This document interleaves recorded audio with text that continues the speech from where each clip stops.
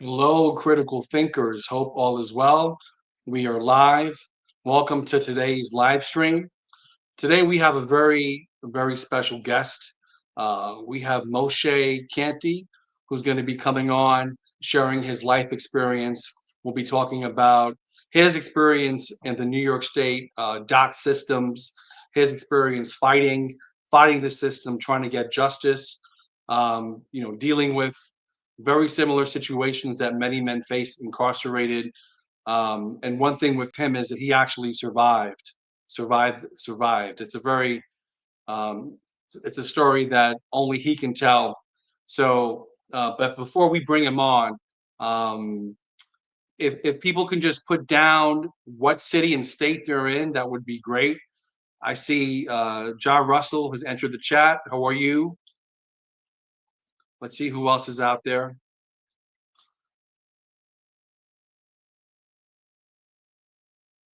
Okay.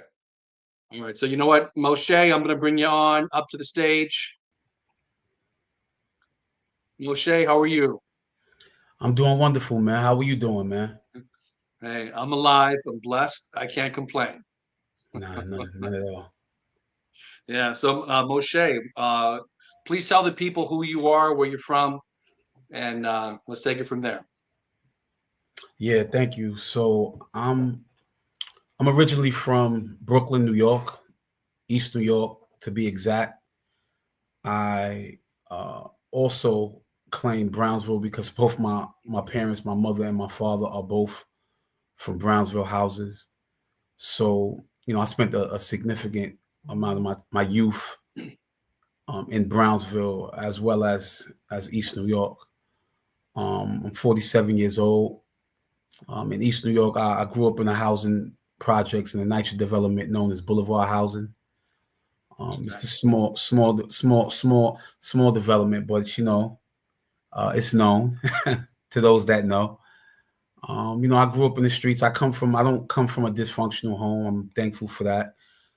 Despite my parents separating when I was young, I grew up in a very loving environment, whether it was my mother's home or my Hmm. father's home, both maternal and paternal grandparents, aunts, uncles, relatives, community figures. I was raised by my community, and I embodied a lot of those righteous values in my lifestyle, despite going astray. But for the most part, I was loved, and I'm definitely fortunate for that. Okay. Awesome. Awesome. So you mentioned that you came from a loving household. You had both your parents in the home. Yeah, well, my father left at the time that I was about 3 years old. My parents they separated at that time, and but despite that, I still was the beneficiary of that love and bond that ultimately produced me. So it wasn't like Okay. my mother, prevented me from seeing my father, and it wasn't that my father prevented from being in my life. They both were significant in terms of the values and the principles that they embedded within me. So your father was very much present in your life growing up. Absolutely, nah, but Okay. without a doubt. Okay. So maybe that could be a segue because you hear a lot of men who are incarcerated, don't have their fathers around. There seems to be an epidemic of absentee fathers. So that wasn't your situation. That wasn't your case. You had that male role model around in your life, right? Showing you how to be a man. Yeah, not just my father. My father was a renowned martial artist. He started his own system back in 1974, known as Karoshi Do. He was a Mm, beloved figure in the community. He was a pillar of the community, and along with himself, whether it was my uncles, whether it was his black belts who he helped raise himself, they also had a hand in my development as well. So, in addition to my father, I had many individuals who were integral in my development as a young man. So, thankfully for me, I was not someone who can claim to come from a background of dysfunction or a lack of a father presence or even a male presence for that matter. I had a lot of positive role models in my life. I just chose, unfortunately, to make poor choices. gotcha. Gotcha. So maybe we can talk about your segue into the criminal justice system and Mhm. how that started. Yeah, so when you're young, you want to be accepted. I was no different. All right, I had a group of childhood associates. Most for the most part, we did a bunch of nefarious schemes and plots and things of that nature. Some more nefarious than others, but for the most part, I had a lot of freedom when I was young. My mother gave me a lot of freedom. She understood the value of choice, and she taught me that at a very young age that you have the power to make the choice to go left or to right. And she never sought to shelter me or anything like that. She gave me freedom. So I had the opportunity to run the streets at a very young age. Being that my father lived in Yonkers at the time and my Mm, family in East New York, I had the freedom, my late sister and I, to travel back and forth from whether it be Yonkers or Brownsville and other areas in Brooklyn and stuff like that. So I ran the streets at a very young age. So it was nothing to see me out on the block in the summertime, at 1 or 2 o'clock in the morning. So in the process of that, I got in a lot of trouble as a young individual. So my first introduction into the criminal justice system, I'm gonna say criminal injustice system, was at a very young age. In fact, I happened to be about 15 or 16 years old, and that was in Baltimore, Maryland. I was involved in the illegitimate street life, the street trade, for the most part, and I ended up getting caught up and jammed up, and that's where I had to call home to my mother, who ultimately came to get me out of that jam that I was in. They put me in an institution known as Boys Village, which was in which is known as the Cheltenham Youth Facility in mm. Cheltenham, Maryland. And I went there a couple of times, and that was my first introduction into that before coming back to New York and then having an opportunity of getting jammed up into Rikers Island and so on and so forth. So definitely. Gotcha. So while you were getting jammed up on the streets, were you going to school at all? Were you doing both, or you were strictly 100% not going to school? Yeah, the strange part about that is that I always loved school. Like even to this day, like I'm like very studious. I love to learn. Again, I was fortunate to come from a family that emphasized education. My mother was very, very stern in that area. She was not negligent in that regard. She, definitely was somebody who was very strict about that. I remember getting put on punishment, and my mother made me read encyclopedias and stuff like that. I used to have to not only read the encyclopedia but write what was in the encyclopedia, then come to my mother and give her like a verbal account of what I wrote and things of that nature. Mm, So my mother was very, very big on the education piece. My father as well. He was more on a cultural level. So while my mother was more focused on the ABCs part of that, my father was focused more on the cultural part of who we are, where we come from as a people. And he made us understand that, my siblings and I, that we have a purpose in this life. He gave me the name Moshe, which is Hebrew for, mm, and it means to be drawn from water, after the story of Moses. So mm, I had an understanding of who I was, and later on in life, my father stated that, well, even early on in life, excuse me, but we spoke later on in life that the importance of him giving me that name was because he understood that, he wanted me to use my influence a certain way to help raise my people out of the state of darkness that they were in. So I had an understanding very young as to who I mm. was, and but I just made poor choices. Gotcha. Okay, so talk to us about, you mentioned, being in Boys Village, and actually we have someone who just put up a statement. Oh wow, Boys Village, I was there once for some hours. Uh, Yeah, we so have boys, Al Razak. God, pardon me. Nah, go ahead, my bro. I apologize. go ahead, go ahead, go ahead. Nah, so yeah, Boys Village was very interesting. So when you went there, what I remember from it is that you had a holdover building, which was like essentially your introduction into this space, like an intake building. Excuse me. Then you had 6 building, you had 8 building, and then you had 9 building.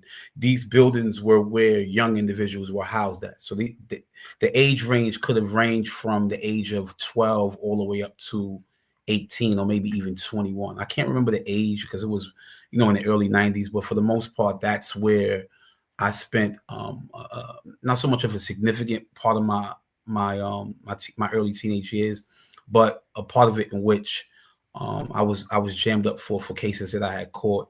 What I noticed about it was that there were a lot of individuals from Baltimore, Maryland there, as well as Washington D.C., and also some from Virginia as well. Being the minority in there, meaning those from New York, I had a lot of fights in there. So it was like, I was known as Little New York, and I hated that. New One, York. because I didn't want to be, I hated be. I've had a short complex. So it was like, hold on, first of all, don't call me Little, and second, don't refer to me as New York. But if I'm gonna be known as New York, then you're gonna know who I am. So I fought like every Right. time it was harsh though, because the interesting thing was that they kept us locked in cells, but we had cellmates, right? And the strange thing about that was that they um put young kids in these cells. Like when I got into fights, they would lock me in for a weekend. If I didn't stay out of trouble for a weekend, when I came back out, they would keep me in there for 3 days. If I didn't, adhere to any of their rules and regulations, I was staying there for 4 days. So how many fights I got in, they continued to prolong my my my being placed within those cells. So and I fought a lot because I was pretty much the only one that was willing to fight back from New York. But yes, that's definitely my experiences there. Yeah. So we have Variant, who says such a terrible place for children. Yeah, no. So there Is was that a your experience? no. It's so yeah. And one thing I remember about that was that and I never had to experience that, but there was a lot of staff abuse that was going on there. Thankfully, I never had to experience that at that age, but I later found out that it was rampant in that facility between the staff Mm. who were physically assaulting and a lot of individuals who were being sexually assaulted there as well. I never, and I'm so thankful for not having to go through that because I don't know how I would have responded to any of that nonsense there. Yeah. And Boys Village was what was the age range? You mentioned 12 years old. Yeah, it was very young. I mean, I could 12 say until what age? I could say up to 12 to 21 years old. I'm just Okay. speculating. I do remember that there were young individuals there who were as young as 14, and a lot of them were there because their parents refused to. They didn't have parents or guardians or what have you, the parents or what have you, who would come pick them up from the police station and what have you. And being that I was locked up out of state, I knew that my mother wasn't gonna come pick me up. So, she was like, Yeah. "Look, you got yourself in that predicament, then you're gonna have to hold that down for a little minute." But she did eventually come to my court days cases, and they ultimately released me through the custody.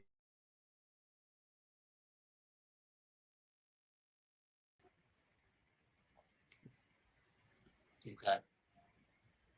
Gotcha. It sounds a little bit similar to Rikers Island. Well, on Rikers for the adolescents, the 16 to 18-year-olds, we were in Sprungs, you know. Yeah, So, but that was from 16 to 18, and during that time that I was a kid, it was Spofford. I think Spofford was in the Bronx. I'm not sure if Spofford is still open now or is that shut down. yeah. So they still, I mean, they have other facilities similar to the Yeah. model of Spofford. Although the old Spofford model was very harsh. It's on Spofford Avenue in the Bronx. They have like Crossroads in the Bronx, and they have Crossroads in the Bronx and Horizon. I think it's Horizon in the Bronx and Crossroads in Brooklyn. But they tried to recreate those models to afford each borough the opportunity to house youth individuals. But being that I was locked up as a juvenile in Baltimore, Maryland, I never experienced the Spofford experience. However, in the Yeah. full building, I did experience Sprung One, Sprung Two, right? The C-74, Mhm. Mod 2, and the cell houses, and so on and so forth. So that was my experience, full upper, and all of that type of experience. But definitely, Mm. and I think if I'm not mistaken, I don't think that older building that was there back in the days, like where the legends were at, and individuals from my generation. I don't think that building on Spofford Ave is there any longer. Mm. So now we hear of a lot of stories. I mean, honestly, back in December, the end of December is when I started getting acclimated or understanding about all of the injustices in in the New York State dock system, hearing about people getting, the life beaten out of them, hearing about Robert Brooks, and then thinking that, like, this is not commonplace. Like, this is rare in terms of what happened to Robert Brooks. And then the more research I started doing, the more common it actually is than uncommon, right? So maybe can you talk to us about, your experience going into the state system, and the kind of facilities you went to and what you saw?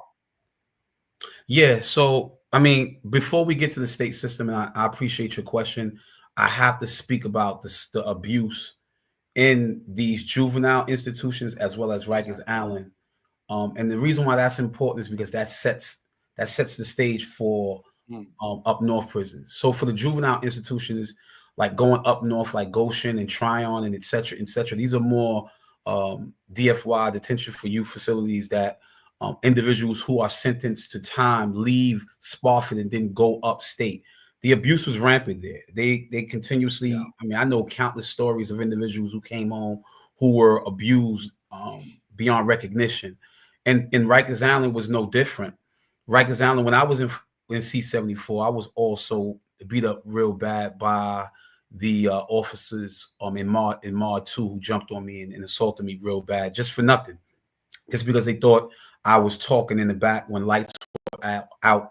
Because at nighttime they turn the lights out in the dorms, and then anybody who they believe is talking, they randomly select you out. Mhm. They just happened to select me out, and I ended up I was like 16 years old at this time, and I had grown men, individuals who were officers. One was a white officer. In fact, the white officer was the one that was beating me up horribly, and I suffered a lot of injuries as a result of that. And I never forgot that moment. But even then, on Rikers Island in general, you have that culture of abuse, like the Turtles, or ERU. Mhm. At the time, it was known as the Emergency Rescue Unit. They call it ESU now, Emergency Service Unit. These individuals were notorious with coming into the cell blocks, and once handcuffs are placed on you, they would use whatever force was necessary to abuse you. So this was the culture of what we experienced and what we knew to be the norm, and what we made a pact amongst ourselves,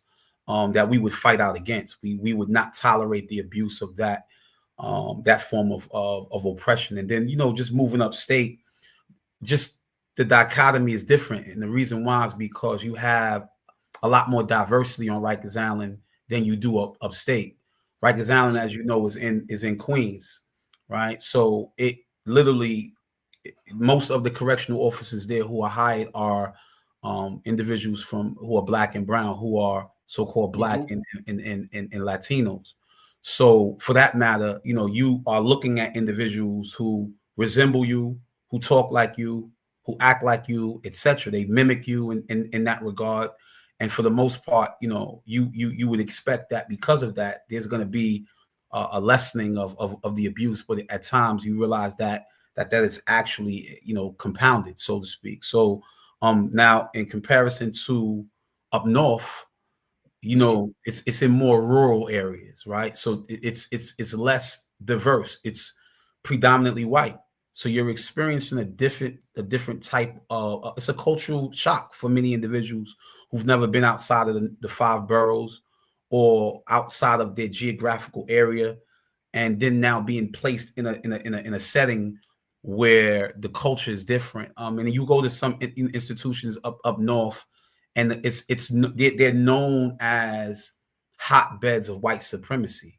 One being Attica Correctional Facility, where in 1971 the riot, the largest riot in American history, took place, where over 30 uh, incarcerated persons were killed along with staff, and it still has not been replicated. And as far as the quelling of a rebellion, but Attica is known as it's a symbol of white supremacy. Then you have institutions like Great Meadow Corrections Facility, which was just recently closed, was also a hotbed for oppression and abuse and sadism.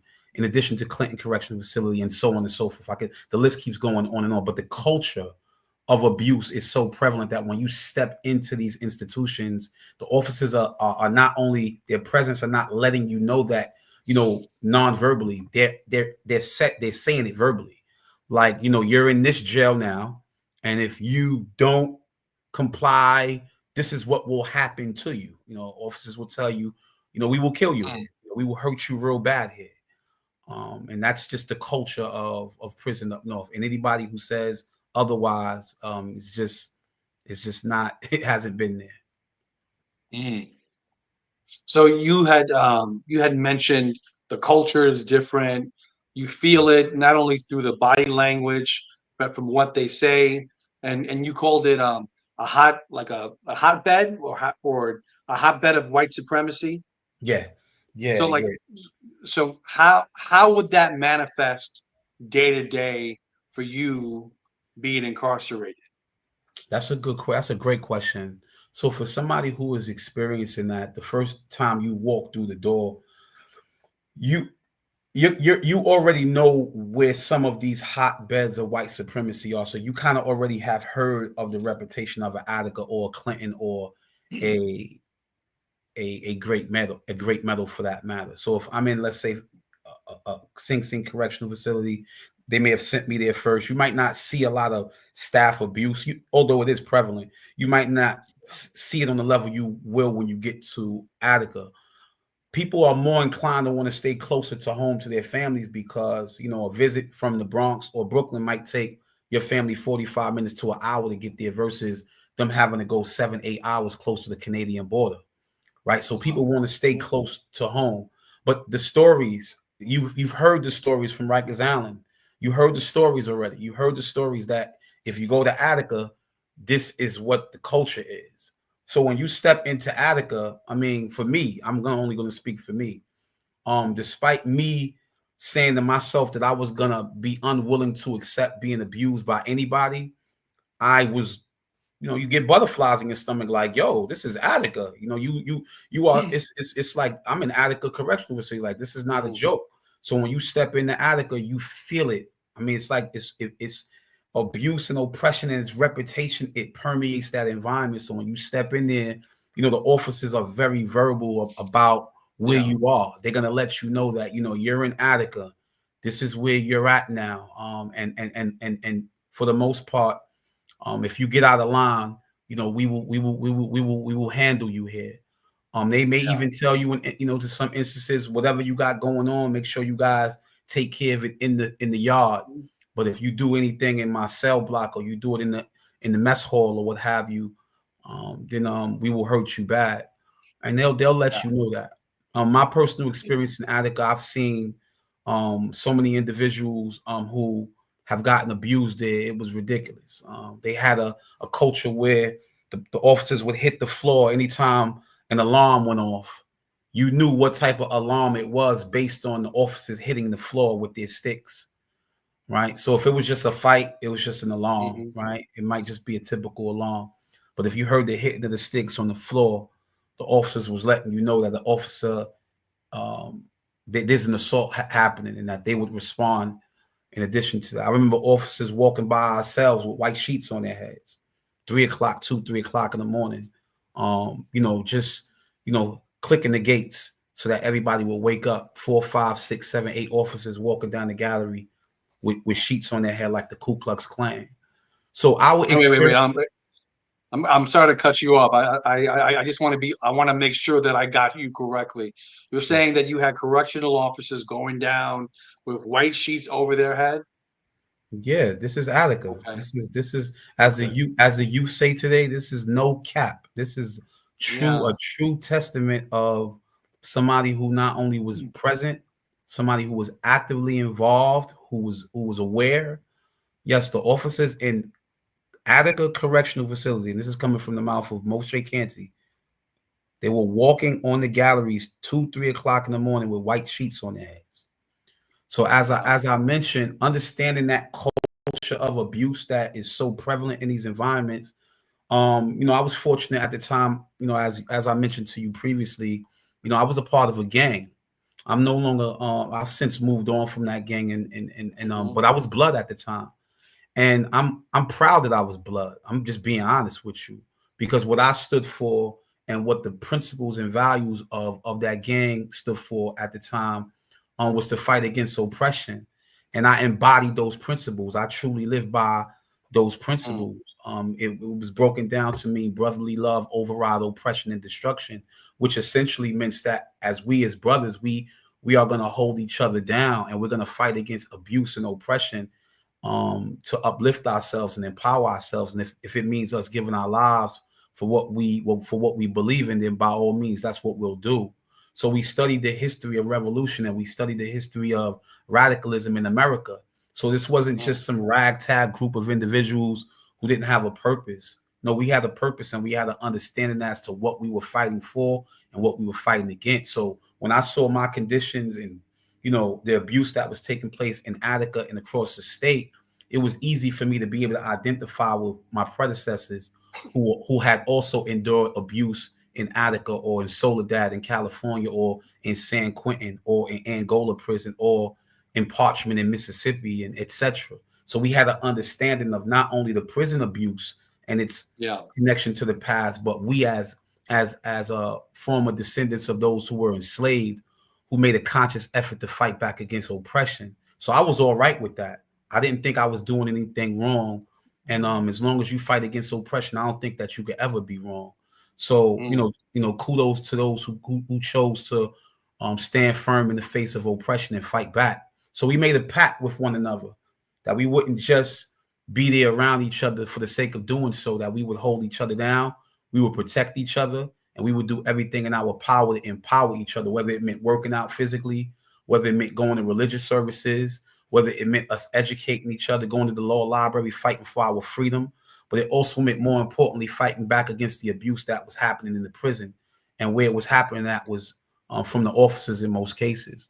So we made a pact. Like, listen, if they ever put their hands on any one of us, which was happening left and right, we was going to retaliate, because in many instances they have a grievance process inside of DOCCS, or inside of New York State Department of Community mm, Correction, Corrections and Community Supervision. But that grievance process is ineffective. Essentially, or ideally, what it's designed to do is it's designed um, to file a complaint, an internal complaint against any type of policies or procedures, or actions by the officers or staff that was contrary to what their obligations were. But we realized that the process itself was just a sham. It was a kangaroo process. So despite having an internal resolution committee of individuals who meet to investigate the veracity or lack thereof for a grievance, we found out that it was very, very compromised, because it was being decided by individuals who there was an immediate conflict of interest. So we knew that the grievance process, the complaints, weren't going to really get us the relief that we knew yeah. would help change many of the internal conditions. Mm, gotcha. I'm going to pull up a couple of these comments because they seem very relevant. Variant says many evil people seek jobs in which they can abuse people. And then add uh, essay. Jose Montalvo writes, basically these places were training for prison. Do you agree with that? Absolutely, and shout out to Jose Montalvo, man, and shout out to everybody in the chat. I see my family's there, everybody, my brother Sadiq Ali from Muslimitic, my Muslimitic brothers, man. Salaam alaikum to them. I love them so much, man. May they have a safe trip back home. Alhamdulillah. So the abuse is embedded within the system itself. So there's no way to speak about these institutions without talking about systemic racism and abuse. When you erect an institution and it seeks to enslave black and brown bodies, the system itself is inherently abusive. It's inherently oppressive. So, especially coming from our people who historically have been oppressed since this system, since the inception of this system, since the origins of this system, we have been Mm, oppressed. So, to create systems and laws designed to oppress us even further, and then ask the question, is there systemic abuse, is laughable. Of course, these systems are oppressive. Of course, they are abusive. That's what they were designed to do. They were designed to oppress us. They go back to the old days of the convict leasing system, as I mentioned in Mississippi, down in Yep. at Parchment Farm, and understanding your history and understanding how we as a people were placed and enslaved in these and placed in these circumstances automatically made us quote unquote slaves under the 13th Amendment. So under having a historical connection to the past and understanding, who we are in the present, there's that direct nexus between the past and the present. So you understand that the fight remains the same, that we're obligated to fight back against the abuse that our predecessors gave their lives for. It's only right that we do so. So absolutely. Yeah, you had mentioned Attica, and last week I had a live stream, and I had a gentleman by the name of Conservative Felon. Are you familiar with him? His name is I, Fish. He I, has I, a I'm, YouTube. yeah, I've been seeing him through you vicariously. Yeah, Yeah, yeah. So yeah. he has a great YouTube channel, and one of the first videos I saw of his was him telling his Attica story. Oh, And I'm gonna paraphrase his story, but he speaks about, going into Attica and then having a like a 7 foot, he called it like some inbred gentleman, give him like his orientation and said something to the effect of, you know what, we understand you men want to fight, we'll let you fight, but when we say to stop, you have to stop. If not, we will take you to the infirmary. You won't be harmed before you go, but on your trip we will beat the shit out of you. yeah. So I know that to be an actual fact, and the notion somehow that you stop the fight and then you won't get abused. And I know individuals who didn't do anything and who had the life beat out of them. Right. So yeah, and that goes both ways. Do I know individuals who they stopped and then nothing happened? Absolutely. Mm-hmm. But definitely to to um to support what the brother has stated, that's an actual fact. Officers will tell you that this is what they will not do if you stop. And that just goes back. See, that my thing when I was on the inside is that at some point I began to see myself and our people as being a part of this system, that because of these centuries of being oppressed, I got tired of fighting my own people. And I was doing that in my community, in East New York and Baltimore and so on and so forth in Brownsville.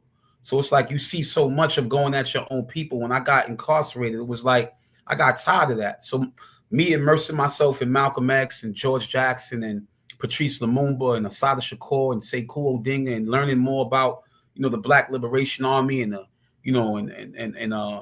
my predecessors and Fred Hampton and Mark Clark and our elders who put their lives on the line for this. I understood what my purpose was, and I understood that they had to stop. There had to be a cutting point of shedding the blood of my people, and I made a commitment that I was not going to perpetuate that anymore. And my focus was that I was going to take a stance against those individuals who were abusing us.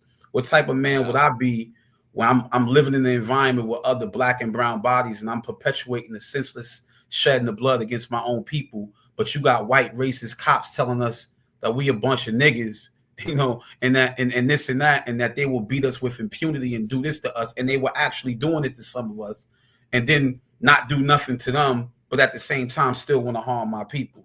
So I just made a commitment that I wasn't going to live my life like that no more, and I was going to fight back against them, and I did it, and I'm unapologetic. I'm glad that I did it. I don't feel like I did anything wrong. They were killing black and brown bodies up north. They were doing it, right? So we know about Robert Brooks now because of the Mm-hmm. camera. But before there was a Robert Brooks, before, or with all due respect, in the streets of George Floyd or Eric Gardner or Breonna Taylor, and the list goes on and on and on. There were Black and brown bodies dying up north. And what were we doing about that? We had to make a stance. We had to fight back against it. You dig what I'm saying? That we was willing to give our Yeah. lives for that. Yeah. And I'm proud So to say this is what we stood for. so I definitely want to ask you about that, but I had a side question beforehand. Mm-hmm. Why is it that all these prisons are so deep into upstate New York, near the Canadian border, and not actually closer to the communities where people are coming from? Yeah, so I always felt like from a historical standpoint, again, it goes back to the 13th Amendment, where it says those that have been duly convicted of a crime will now be considered slaves. I just feel like personally that's the mentality from an American standpoint, that we already identify these individuals as being descendants of those who we enslaved, right? But how do we now emasculate them? How do we further emasculate them and disempower them or emasculate them, right? How do you do that? You have to uh, dehumanize them, right, and take away their humanity, um, and put them in a space that they are not familiar with. So think about where we come from, and now look at it analogously, right? Those slaves that were taken from Africa were brought to a land that they had no knowledge of, correct? In many instances, we're in these neighborhoods, and I'm only using this as an example, where you might be familiar with, you're taken out of this comfort zone and then taken to a place you have no knowledge of and surrounded by a bunch of white faces and white people. Now, one of the things that this does is that this puts you in a situation where you feel like, wow, you're not in your comfort zone. So what this does is this makes you weak, right? Ideally, right? That's number one. That's on a physical and emotional and a psychological level. But there's a different part of that weakens you as well. The economical part, right? So look at what this does to your community before I get into this. But look at what this does to your community. This takes all of the able-bodied individuals out of the community and then places them in an environment in which that community now has the opportunity to thrive economically. A place like Marcy, where Robert Brooks was killed, employs somewhere upwards of 700 to 1,000 people. So what that does to the local economy of that county is that we talk about local stores, coffee shops, bagel shops, gas stations, among other convenience stores, and so on and so forth. What it does to that community, it empowers that community now. And all of these officers now who have their 401k and their retirement accounts, they can send their kids to school. They can do whatever they do. They can invest into their communities, where our community now becomes disempowered now. The fathers, children loses their fathers, and mothers are being sent away as well, and so on and so forth. So our community is losing its most vital and potent force to be able to fight back against the system that has systemically oppressed us for hundreds of years. So this thing is by design, why they put us in these environments where, they can suppress us easily. If we ever sought to rise up, they can easily quell us because, this is what the aim is for. And in the state of New York recently, they overthrew the gerrymandering rule, which allowed for those of us who were being incarcerated. We were actually being counted to the census of the prisons that we were in. So if, let's say, for instance, Attica in this case, if I was in Attica, every time they do the census, I will be counted towards that. What does that do? On the federal level, we know that federal funds can then be allocated towards that county because the community needs it, right? The more people, the more merrier, where our communities now are being deprived of the opportunity to have the resources to be able to overcome many of the socio and economical challenges that's confronting it. So there's a lot of reasons as to why these communities or prisons are placed into these rural, mostly white communities, et cetera, et cetera. I hope that answers. Yeah, I think it does answer my question. I think also one of the biggest things that I've found and noticed is, besides from the economic benefits these towns get, in order to dehumanize people, you have to separate them from their families. Now, someone who's incarcerated is automatically separated from their families, right? But you have the inability of their family to visit, to travel. There's a financial hardship to doing these trips. You spend a lot of money, right? So that's always been my observation, is that there are people benefiting from incarceration and benefiting from the family members of incarceration as well. Absolutely. No, it's no question that the system is going to exploit whatever they can from the fact that our people are being, re-enslaved and placed into these institutions where, again, it doesn't just impact the person who committed or didn't commit the crime. The fact that you're in that predicament now puts your family and community at a disadvantage, and they're going to ultimately be exploited as well. No question about that. Yeah. So you had mentioned fighting, right? In terms of, fighting the injustice, and there were things that you did that you feel you're 100% okay with, Yes, right? ma'am. So maybe, yeah, let's talk about, because behind the scenes when you spoke to me about some of the things that happened to you and your ability to fight, honestly, I'm surprised you're alive. Yeah. I'm really surprised you're alive to talk to us. So, when I made the thumbnail for this live stream, I put something to the effect of "He lived to tell his story." So, because a lot of people who fight, I mean, there are people who don't fight who lose their life unnecessarily. So, Mm. so maybe talk to us about, your attempt to fight and defend those people from abuses. Yeah, alhamdulillah, all praise is due to Allah. I would not be standing here, meaning living, if it not had been for the mercy of our creator, Allah subhanahu wa ta'ala. I'm gonna, just state that right there. God is the reason why I'm standing here.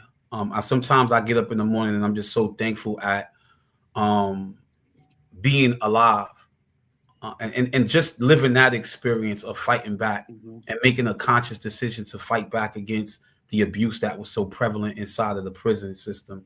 And I think I'm just thankful. And then when I look at somebody like Robert Brooks, or even those individuals who are not known, perhaps they didn't fight back and that they still lost their lives.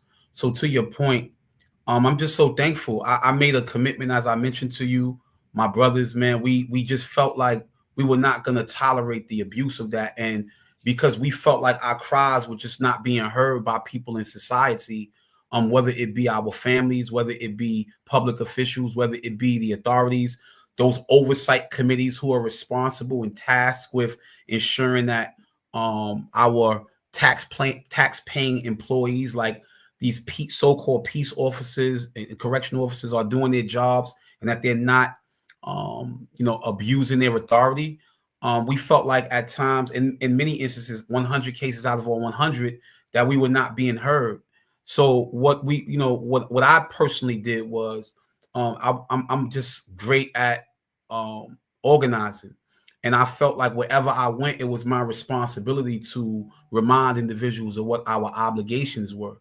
So if we were on a gallery and another person was being starved out, meaning officers were going by their cell, because sometimes a person had beef with the police or the correctional officers on the gallery you were on. Let's say if this was in SHU Mhm. for the record is segregated housing unit.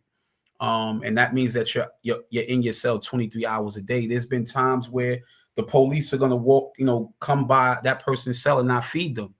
You dig what I'm saying? And so we've been in instances like that where we had to band together. So I felt like wherever I saw that abuse taking place, it was always my responsibility to remind individuals that we had to band together and fight back against what we saw.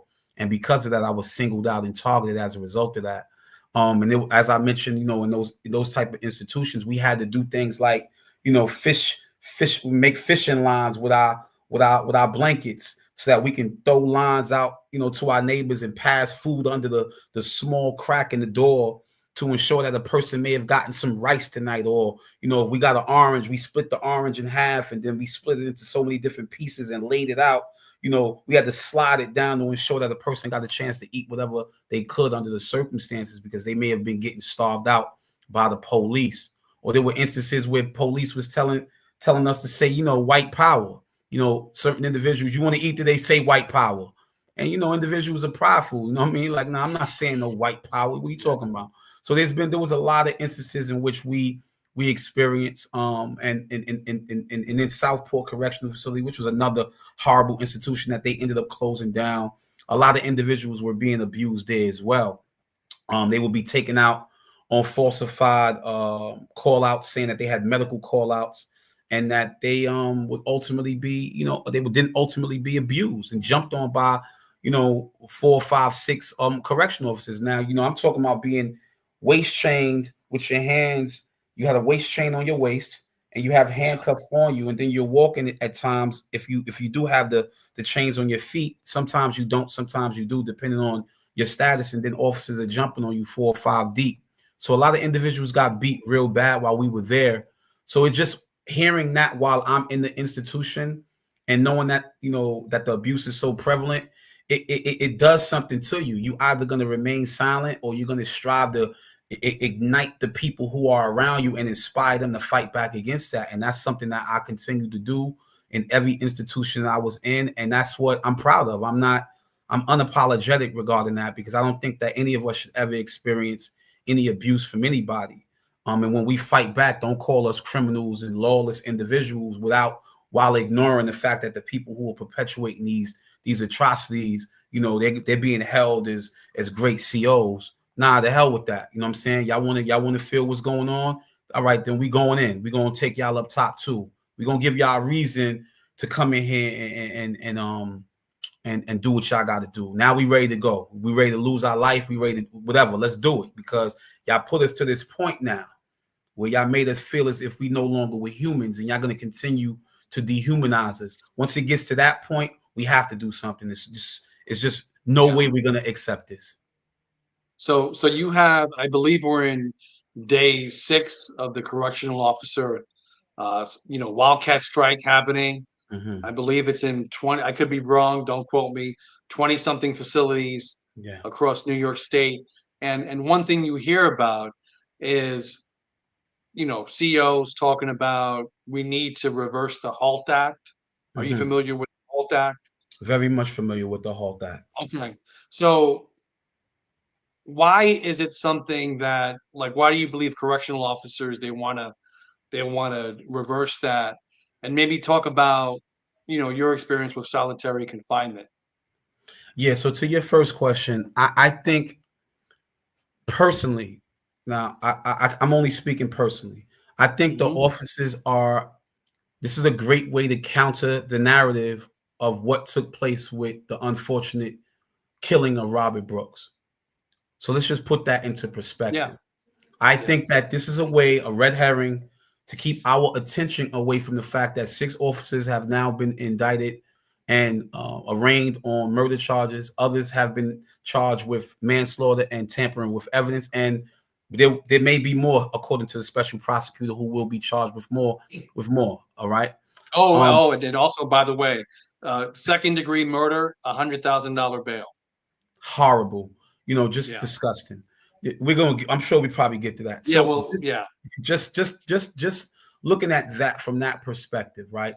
So the officers are saying that essentially we're gonna go on strike, and we would like for halt to be overturned, because this is leading to a more hostile environment where, and what halt is essentially, it was passed in 2022 Yeah. with the understanding that individuals could no longer be confined, those over age of 55, those with disabilities, those under 21, they can't be held for an extended period of time in segregated housing. All right. So what the officers are essentially saying is that if you keep individuals confined to segregated housing longer, they will be more safer.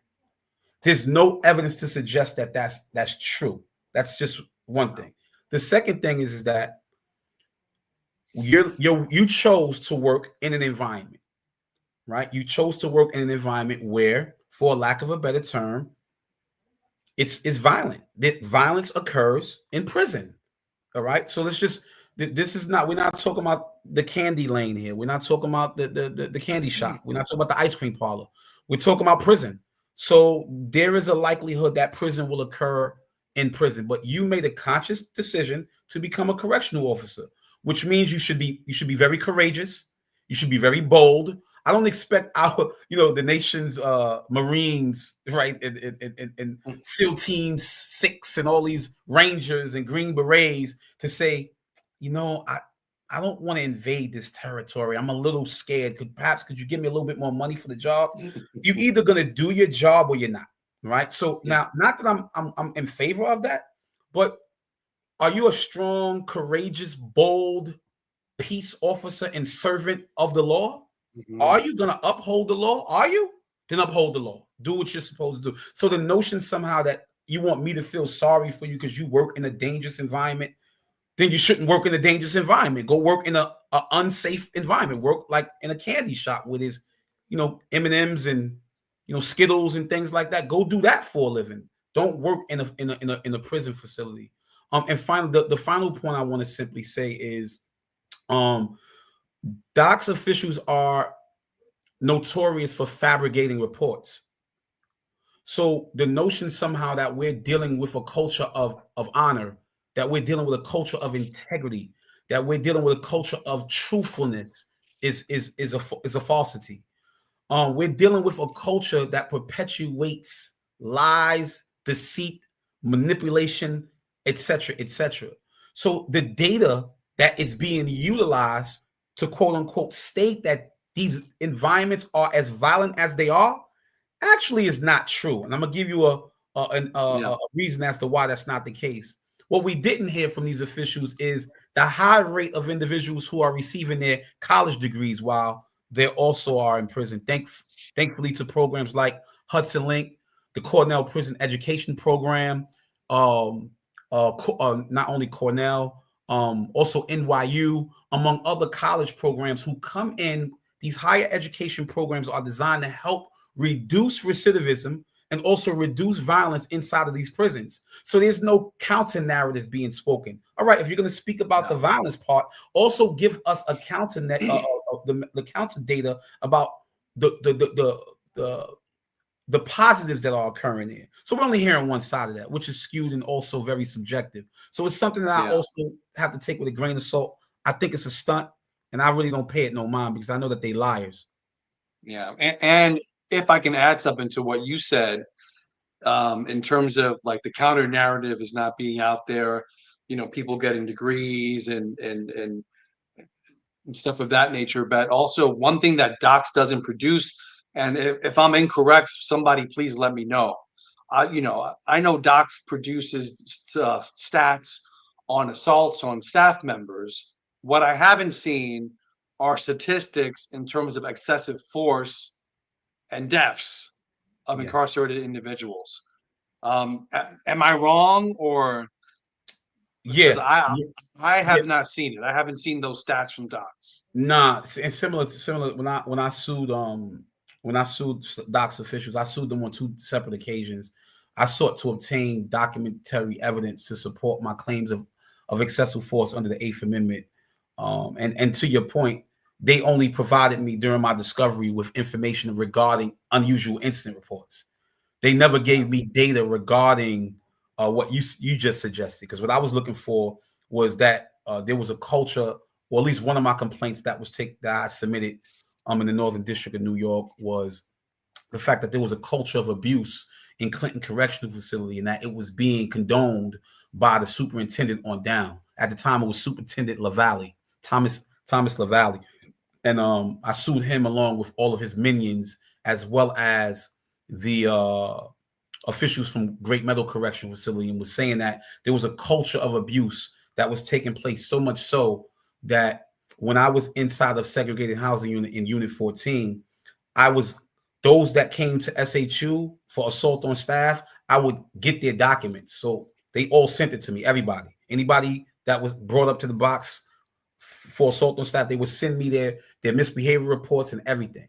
And I noticed that there was a pattern where officers were saying that incarcerated persons were spinning off of the wall and assaulting staff, right? And many of the same personalities and characters were in many of the multiple reports. Sergeant Sweeney, Sergeant Tamer, Trombley, the same Trombley who got accused of with the Robert Brooks case. He was also in the past mentioned you probably saw his name in that same article, inmate dies and no one is punished by in the Times in the New York Times article with Michael Weinrip and Michael Schwarzer. Mm-hmm. He was also in there, part of that beat up squad as well. So he has a history of that, right?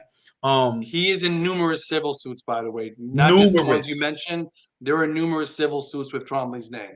Yeah, so up north, he would have been known as Food, meaning that he would have been known as somebody who was worthy of assaulting. Yeah. See, so when literally, and I'm talking about those of us who were incarcerated. When you have someone with a reputation of that stature, in Attica it was Indian Joe, and Rodemaker and Pritchard. In Comstock, it was oh my goodness, their names are slipping my mind. Everybody knows, everybody in the chat, German and whoever been in comps, like, please put it in the chat. You know what I'm talking about. In Clinton, it was Sergeant Cross and all these other guys, and Wendy, and it was Sergeant Johnson. Everybody knows the reputations of these officers. In Auburn, it was Sergeant Cox, and so on and so forth. So these individuals were like high profile in terms of their reputation as officers, and everyone knew that if you went to these jails, you were more than likely you could suffer getting assaulted by these individuals. But the group that I was a part of, there was an understanding that if you were to put in work against these individuals, you would be recognized. And I was all right with that because, again, if Herbert, somebody put it in there, Herbert in German. See, I knew somebody would basically give me Herbert's name. Yeah, so these individuals, they had a reputation for assaulting and abusing individuals on such a level that it was ridiculous. And I would have loved to put my hands on one of them, but I never got a chance to. But I would have definitely loved to do that. And I'm really happy to say that and not really feel bad, because again, they were killing people with impunity, and somebody needed to help them, get an understanding of why they shouldn't have been doing that. And I would have definitely been the one to remind them of such. Yeah.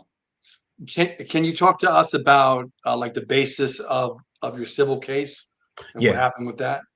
Yeah, so my first civil case that happened, and just for the record, I filed a federal complaint in federal court in the Northern District of New York pursuant to Title 42 USC under Section 1983. And the history of that, if anybody is aware of a 1983, a 1983, really the origin of a 1983, it used to be known as the Ku Klux Klan Act of 1871. It was enacted by the radical Republicans in the aftermath of the Civil War, which ended it in 1865. And in 1871, we knew, those of us that know history know that the Republicans began, not the Republicans of today, but the Republicans of the Abraham Lincoln Party began to take control over much of the federal and even in some instances the state legislatures, but more on the federal level. And they passed the Ku Klux Klan Act of 1871, which was essentially designed to protect those who were formerly enslaved, who were now, quote unquote, free slaves, protect them in a society where now they would be functioning as citizens. They would protect them from white militia, white terroristic groups, hence the Ku Klux Klan Act. So the 1983 essentially is a vehicle or complaint that owes its origins to the Ku Klux Klan Act of 1871. So I had an understanding of that. I just wasn't filing a complaint just to get some money. I didn't really care about the money. I understood that my filing it was because I was fighting for the same pattern, this nexus of white supremacy and me taking a stand against that. So when I filed that complaint, it was against Lieutenant Kruger, Sergeant Cox, who I couldn't get my hands on, but Sergeant Cox, among other of those other individuals within Auburn Correctional at the time, who, what they did was a riot had took place in Auburn in 2003. And shout out to all my comrades, all my brothers who were a part of that. So the purpose of it was because one of our brothers had got jumped on, but there was also abuse taking place that was so prevalent in the jail at the time. It was ridiculous. They would take individuals inside, in between C and D blocks. Sergeant Cox would beat up dudes. It was just a mess in there. They were just beating up dudes left and right. So we was like, all right, enough is enough. Like, something just has to be done here. So that's just, just to give you a general overview of that. So afterwards, being that they singled me out, and the reason they singled me out was because I was the one who ultimately vocalized and verbalized the complaints of us as incarcerated persons. One, it was to address the fact that our brother had been jumped on the previous week on a visit when his family was there, right? And we wanted to know what the status was so that we can inform his family and notify his family that he was either safe or he was not safe, etc. Two was to say that we were tired and we was not going to tolerate the abuse that was taking place in the facility, and that if the officers continued to oppress us, this is what they would get, right? So it was a clear message to them that this is, so they singled me out. Obviously, after the cuffs was put on me, they shot with the AR, they shot 2 times with the AR-15 in the yard. After they brought me inside, that's when they got to work. So they assaulted me for over 2 hours, right? 2 hours. No, yeah, they assaulted me for over 2 hours. So much so that, with the cuffs on your hands so tight, it was just a free fall, right? My body still hasn't healed from that. So physically, I still go through a lot of pains as a result of that. But that abuse that myself and my comrades suffered as a result of that is why I ultimately filed a complaint with the Northern District of New York to claim and to state that there was I did not only sustain these injuries as a result of that incident, but that there needed to be more eyes on the institution. And the reason why, because there was a culture of abuse taking place at Auburn Correctional Facility, right? That's why that happened. But I ended up taking that to a jury trial in Syracuse, New York, back in 2004. Wait, I apologize, 2008.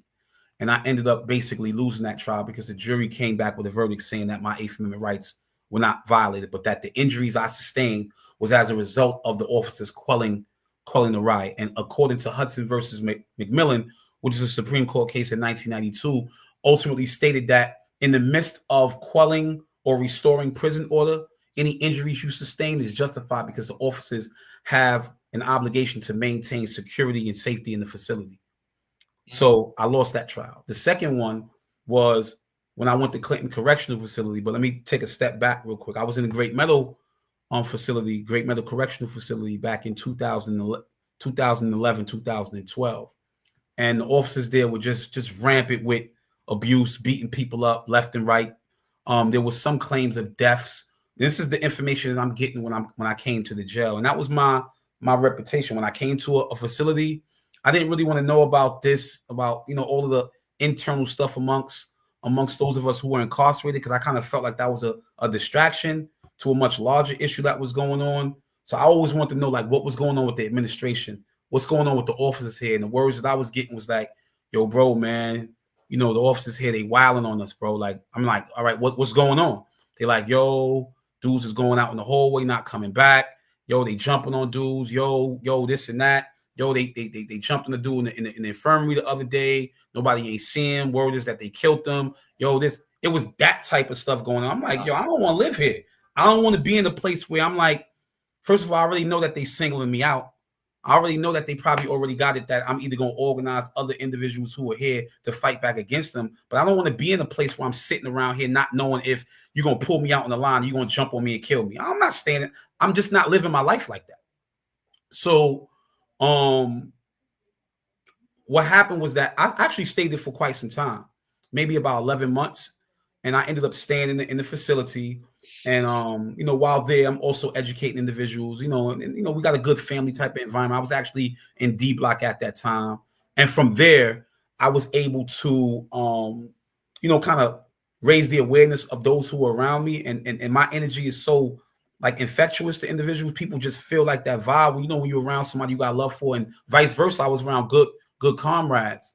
So they had a culture in Great Meadow where when you're walking into the rotunda area, going into the mess hall, they would randomly select anybody out the line and pull you out the line and then search you and then tell everybody else on your line or on your gallery, on your company that houses on your same company with you. They would tell them to just keep proceeding to the mess hall. And then from there, once everybody's in the mess hall, you would then hear the alarm go off.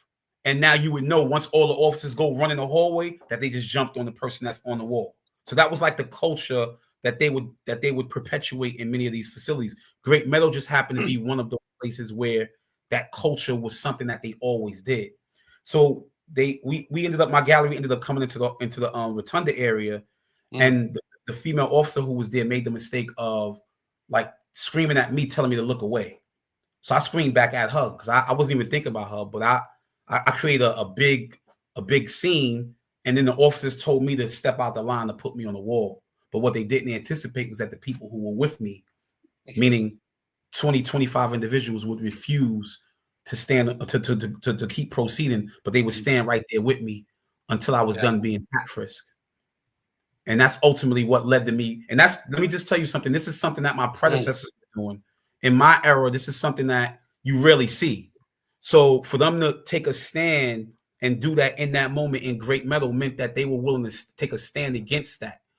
That practice that was being done. So yeah, did individuals get 6 months in the box, 8 months in the box, 1 year in the box, 2 years in the box? Yes.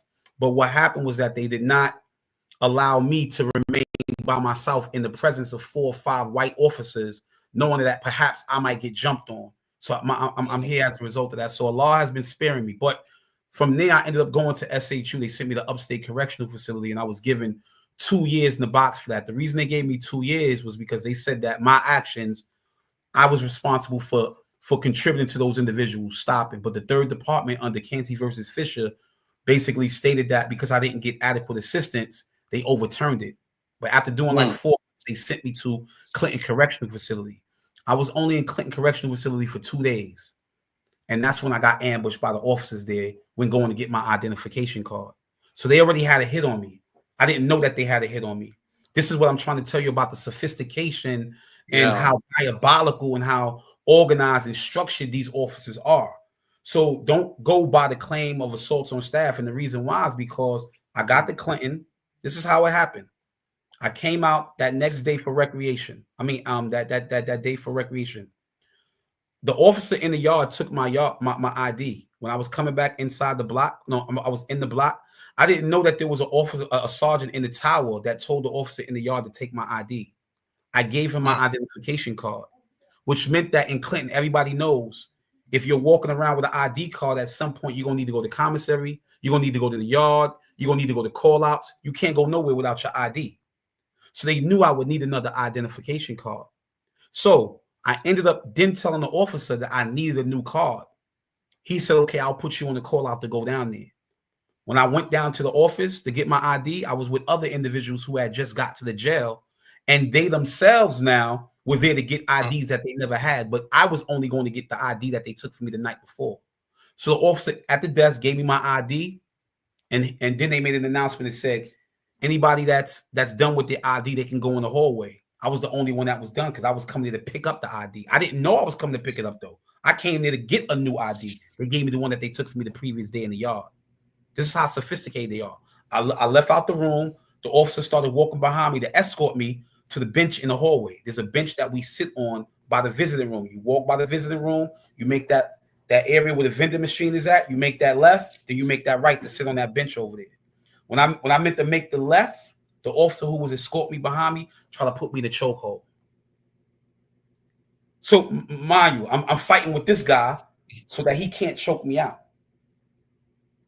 As soon as I made that left turn, there was a sergeant and 4 other officers already standing. They went and rushed me.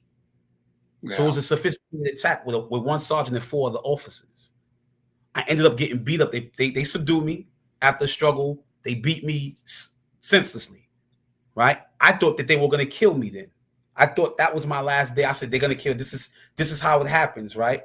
You finally get put in a situation where there's no cameras. It's a dead spot. They got you.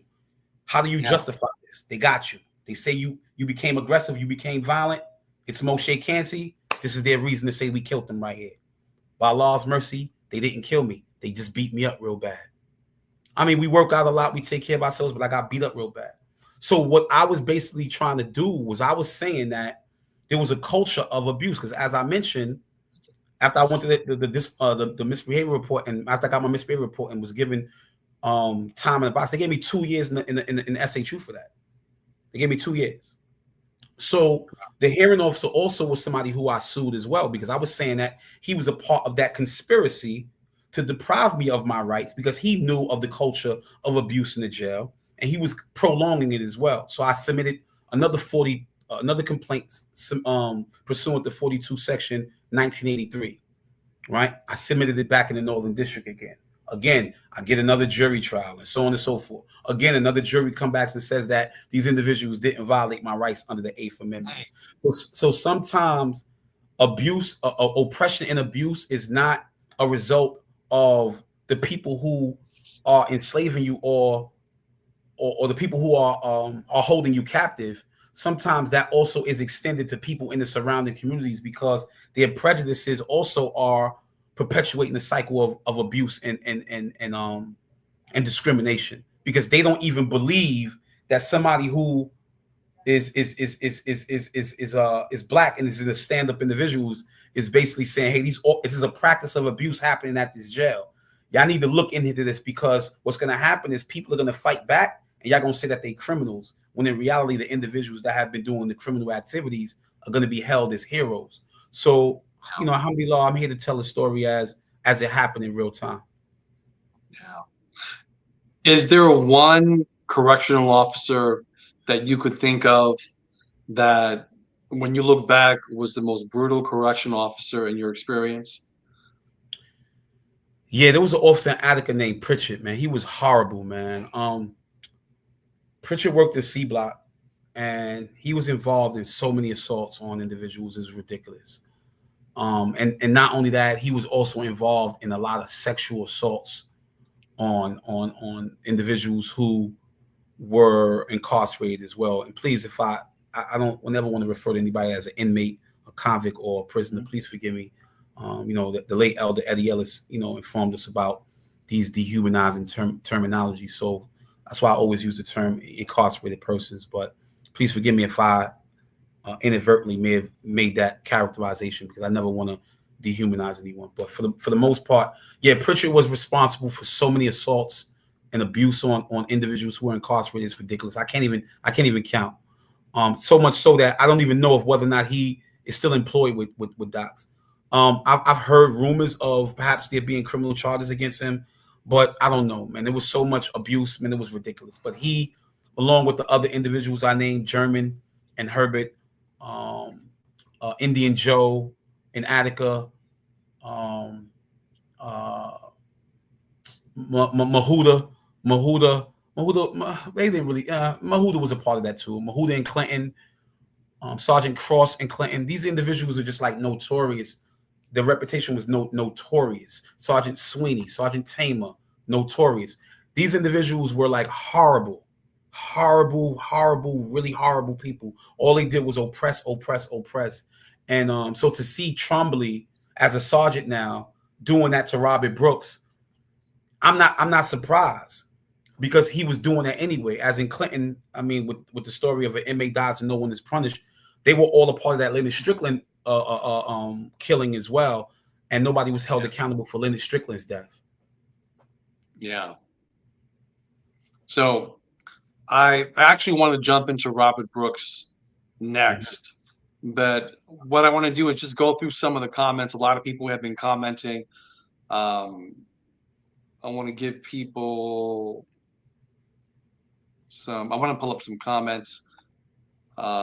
We got Fortune, Peace Moshe, East New York checking in, Cozine Avenue, Cozine. Cozine. We got NFS Giving Podcast. Salute to the panel. Thank you. I think this one I already pulled up. Herbert, right? That's one Yeah, of the. Herbert was one of the COs in Great Meadow along with his partner. Yeah, absolutely. Okay. Hashtag Galaxy Cozine. Hmm. Heat cap. My 26-year-old son was murdered 20 months ago. Uh, Governor Correctional Facility, justice will be served. My condolences. Heat cap. Yeah, Heat Cap. We send our condolences as well. And Governor was another facility that was notorious. Governor is horrible. Governor was it was ridiculous. Governor was another. It was Governor. The difference between Governor and the facilities I named, Governor is a medium. Some would argue that the mediums are more challenging for those of us who are in maximum facilities, and the reason why is because those in the mediums are closer to going home. So officers Yeah. are more prone to take advantage of the fact that they know you just want to go home, but at the same time they can kind of get away with certain stuff that you dig what I'm saying. And in addition to Yeah. that, the SHUs on the facility grounds in the mediums don't have cameras in them. So where Robert Brooks was at, had it not been for those cameras that were on the officers, it would have been no recording of it. There would have been nothing to record that. So Yep. they are notorious in those mediums, and Governor just happens to be one of those institutions that are abusive in that regard, or have a history of abuse. Well, you know, NF's Given Podcast. Hit the like button. Yeah, please. If you have a moment, definitely hit the like button. Would really appreciate that. Wesley, I'm checking in from Strong Island. Big up to Moshe from the We Locked In podcast. We got R. Henry, 1981. I can't see that emoji. I'm getting old, so my eyes are Moshe, can you see the emoji, or is it me? Nah, I just look like a little Like a block. But little shout out face to with a everybody as halo. well. I see Okay. Mikey be in the building. Hood love. That's my brother right there, Mikey. We locked in. Definitely. I see him right there. Definitely, man. Real Ming E. Yeah, I see all the peoples up in there, man. Okay. R. Henry. Okay. R. Henry saying Moshe. Okay. Critical conversation. Thank you. Rise up, beloved. No bueno. The real Ming E. Moshe, salute. Okay. Ming. James Richard, thumbs up. Thank you. Salute to the panel. He was definitely one of the worst CEOs from Attica. So that CEO you mentioned before, he must be making reference to. Yeah, no, he's right. He's talking about Pritchard, who was charged with rape. And thank you for that. And I don't know how I forgot that. Maybe I was just speaking too fast, or how when you get an interview, you don't really, it's not coming up there. But he's right. He did beat that. He was accused of rape. Look, listen, Pritchard was one of the worst that I can. In terms of abuse of those who were incarcerated, I think he definitely was my number one for me. Okay. Wow. Yep. This is John making reference to that. The abuse that our people have endured over it seems like eternity. It's crazy. He's right. Excuse me. They're right. I apologize, and they are right. It's been happening. The laws themselves are unjust. Anytime you establish laws that are illegitimate and you expect justice from illegitimacy, it's counterintuitive. Especially as it pertains to black and brown bodies. Mm. We got Wesley Robinson, peace Moshe, and rest in peace to Bruce Neal, aka Biz from Long Island, killed in Warkill Correctional Facility back in the early 2000s. And they said it was suicide, but it was correctional officers. How many suicides are we gonna hear about where individuals are killing themselves? I Yeah. mean, let's just Yeah, I'm doing some investigation, but there were multiple deaths prior to Robert Brooks at Marcy that Mhm. I'm going to be talking about soon. So let's jump into um, Robert Brooks, because this is something that's been something that I've been losing sleep over, extremely disappointed in. And some time ago, I did a video about DA Fitzpatrick, Mhm. and which is for me is the epitome of corruption and evil, right? We have, for those of you who don't know, I believe it was Friday. It seems like it's been like weeks, but we had um, we had 9 indictments. We had six. We actually had five that were charged with second degree murder. We have a 10th individual that's going to be um, the indictment will be unsealed on Monday, tomorrow. That's Mhm. happening tomorrow. So the number 10. We had so six in total murder second degree, and then we had three manslaughter, Mhm. first degree manslaughter, right? And so, for those of you who don't know, the bail amounts for second degree murder, it was $100,000 cash bail, $250,000 surety bond, and then for the manslaughter in the first degree, you had, I believe it was 25K. Had Mhm. 25K. No, I think it was Now, 100. Was it 100,000? I think, right? so it was.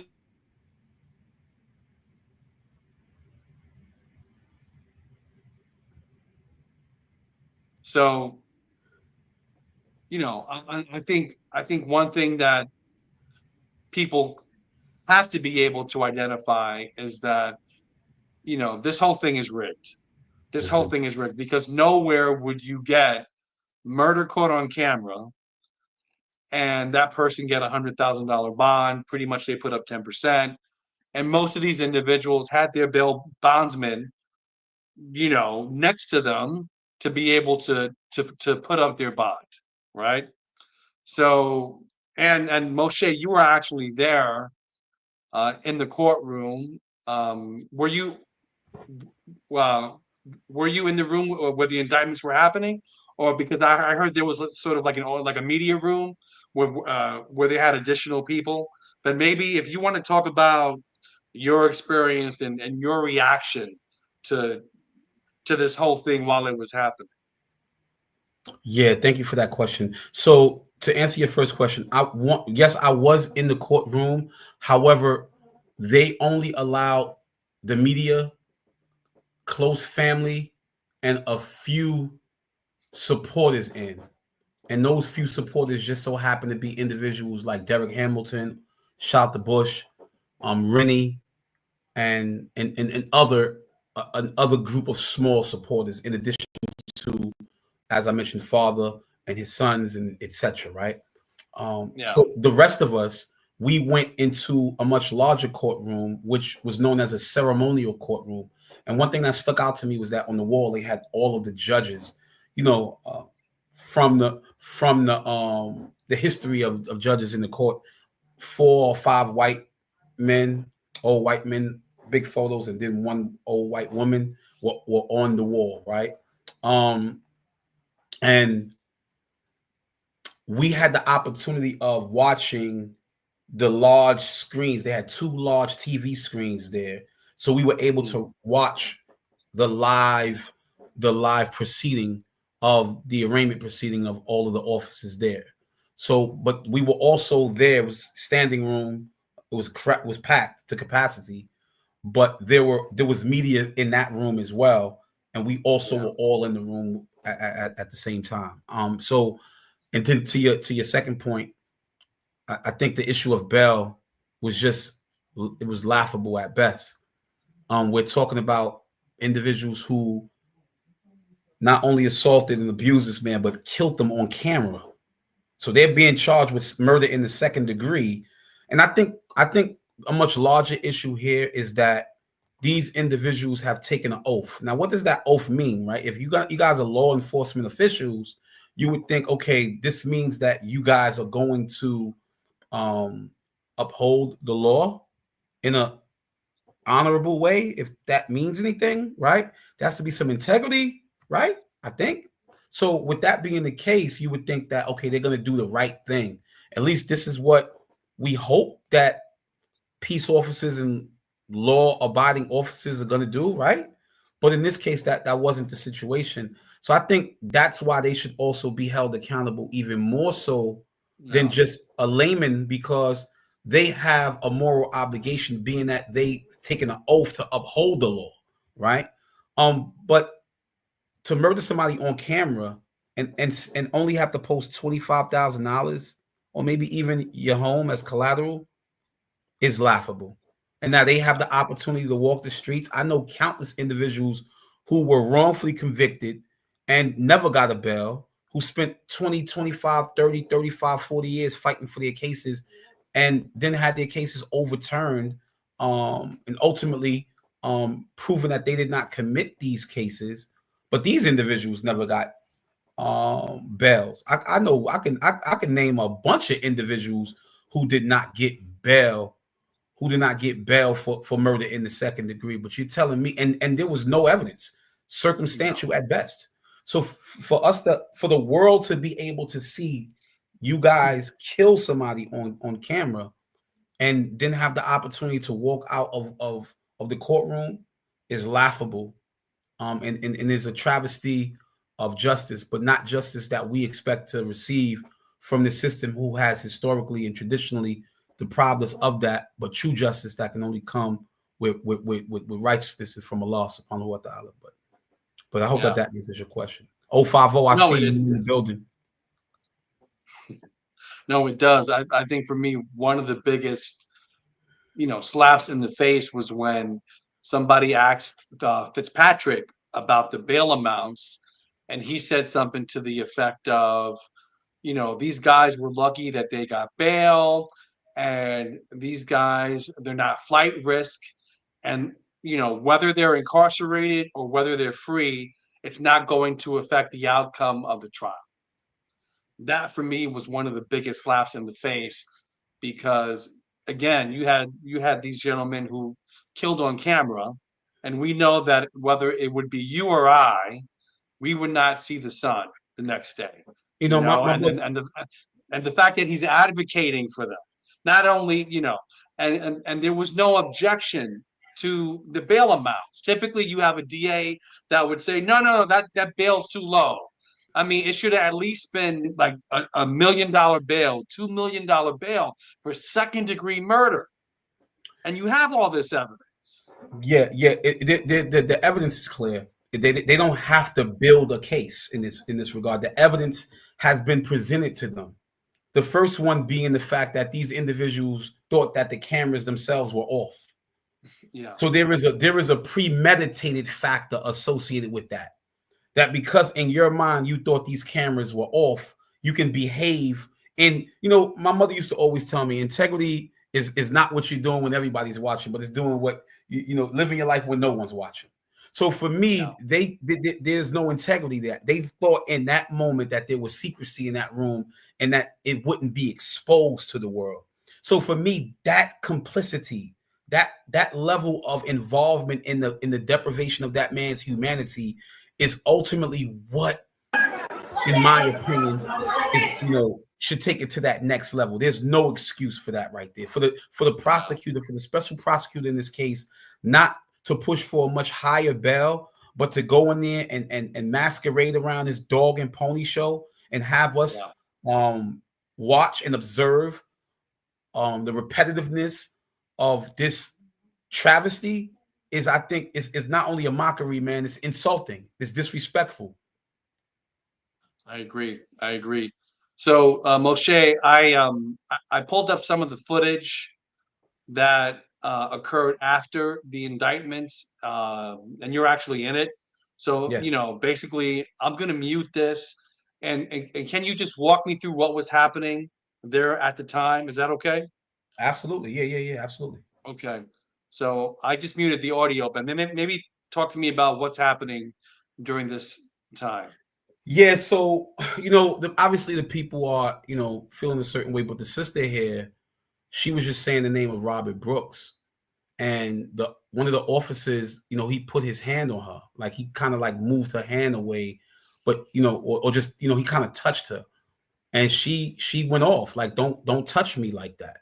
So Hmm. we're all in that situation. We obviously are feeling a certain way, like, hold on here, like, I just the judge in this case and the DA in this case just set bail for these individuals. If that were me, and I've been in that predicament before where I've had high amounts of bail for lesser included offenses than murder. My comrades that's Yeah. in the chat right now who were locked up for murder. My brother Mikey B, Hood Love TV, he was locked, he didn't get a bail. Right. So I mean, I know a lot of individuals. So what's happening you see here is people just are incensed. There's a level of angst, of anger. There's mothers in there who lost sons themselves in correctional facilities.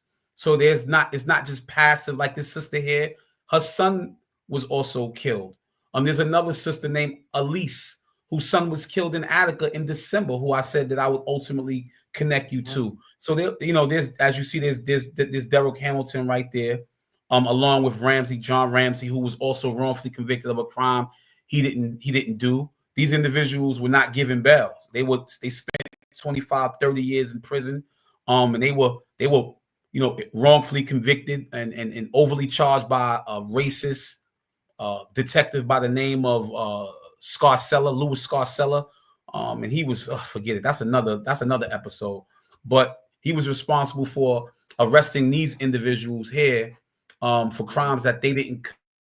And these individuals, as I mentioned, spent 2-3 decades in prison.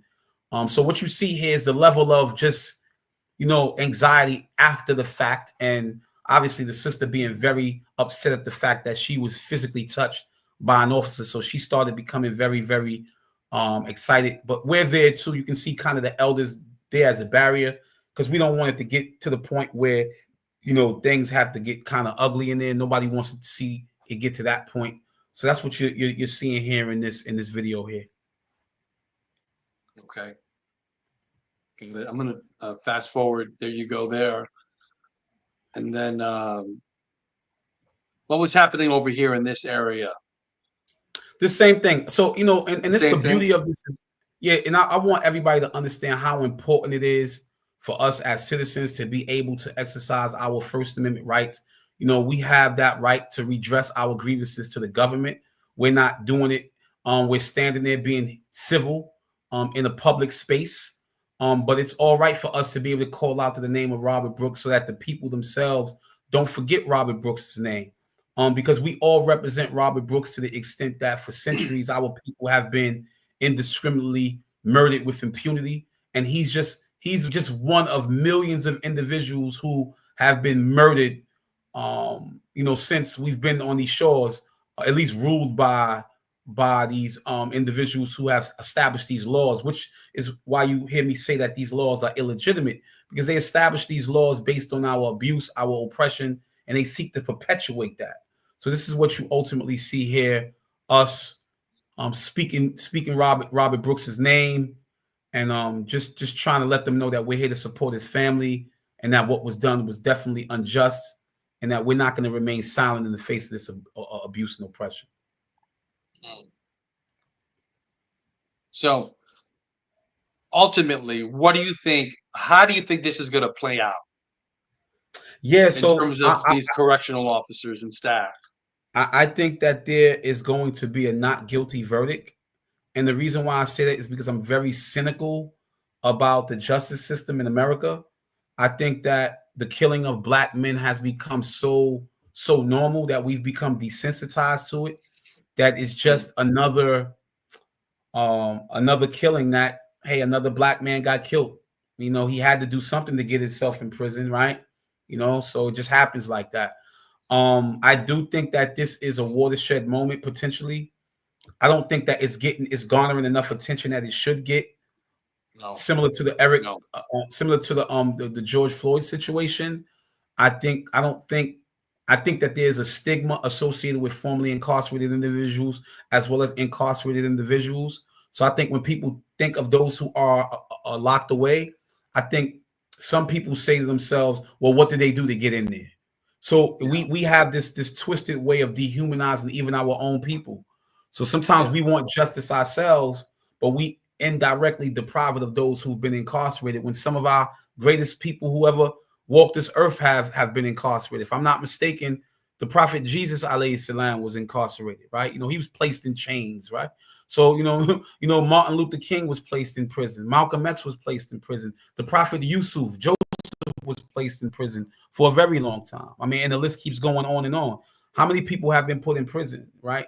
And we just today we have this way, and this goes to our experience as being enslaved for so long, and the psychological effects as it has impacted us, that we even see our people as being less than human. So to some extent, we remain silent and quiet when people are going to die left and right, and nobody's going to even send an email or make a phone call to a legislator saying, "Hey, what's going on inside those prisons?" I think silence is a form of acquiescence, and as long as we continue to remain silent, we're going to continue to see these the same outcomes. But I don't have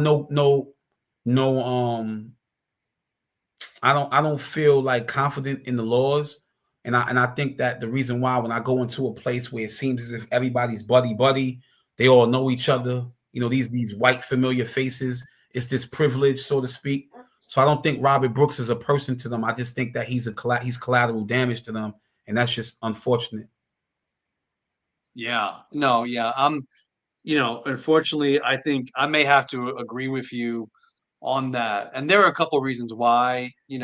The attorney for Nicholas Angelone, he was one Mm-hmm. of the main aggressors with Robert Brooks. His attorney is Andrew Safranco. And back on January 2nd, he was on an Albany news station talking about, he basically did an interview where he said he was representing one of the officers. He didn't say who. And then, so he was talking hypothetically about the situation. And during that interview, he said, one thing that, the state will have to contend with is the body cam evidence being fought. and potentially not being allowed to be admitted as evidence. So we know now that those body cams, there will be motions to suppress that evidence. That's going to happen. And obviously for you or I, we know that those body cams have to be allowed in as evidence because that's part of their jobs. Those things were supposed to be on. But in terms of this corrupt system, we know there will be motions for that to suppress that evidence, and I'm afraid that it won't be admitted into evidence. And that's one thing that they'll use. Yeah, that's a good point, and that's a high probability that may occur. It's possible that Mm-hmm. that may happen, but it's also highly probable. Um, and that's exactly my point, right? You don't know what you're going to get when you're dealing with individuals who historically are standing on their biases, their prejudices, Mm-hmm. their discriminatory practices, and the way that they think in terms of people who are black or so-called black individuals who are marginalized, who historically have been maligned.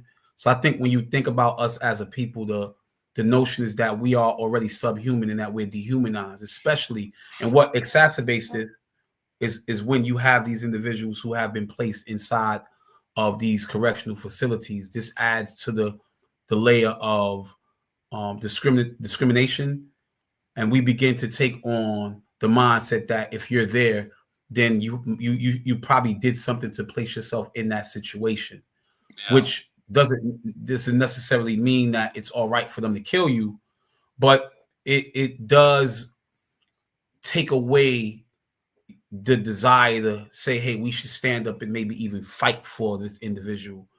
And so I think that's one of the challenges that unfortunately we're confronted with. Yeah.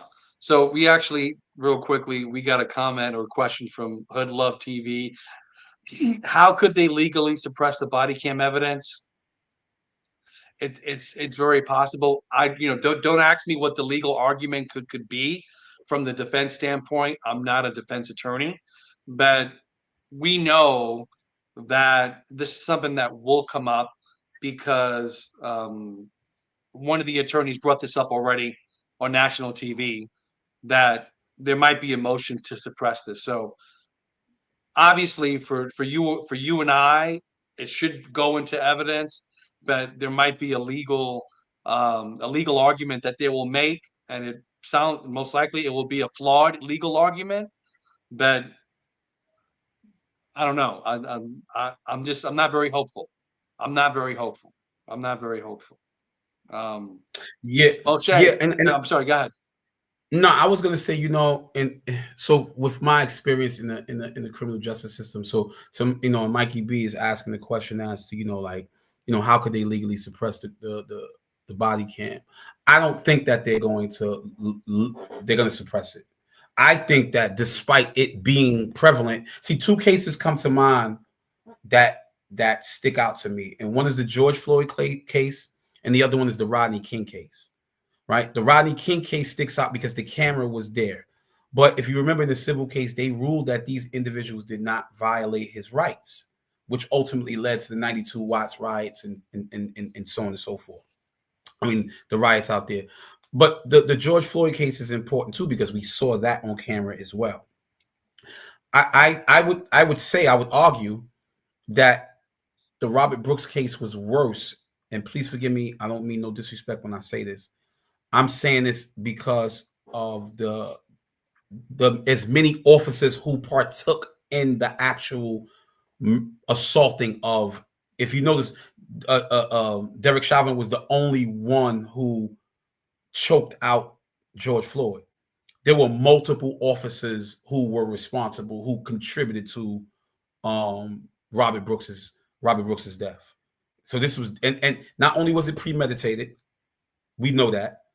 Not only did they actively involve themselves in it, but now we also know that they sought to hide the fact that they did it, and they sought to clean it up. All of this to me is a conspiracy. All of this right here makes up a conspiracy to do so, right?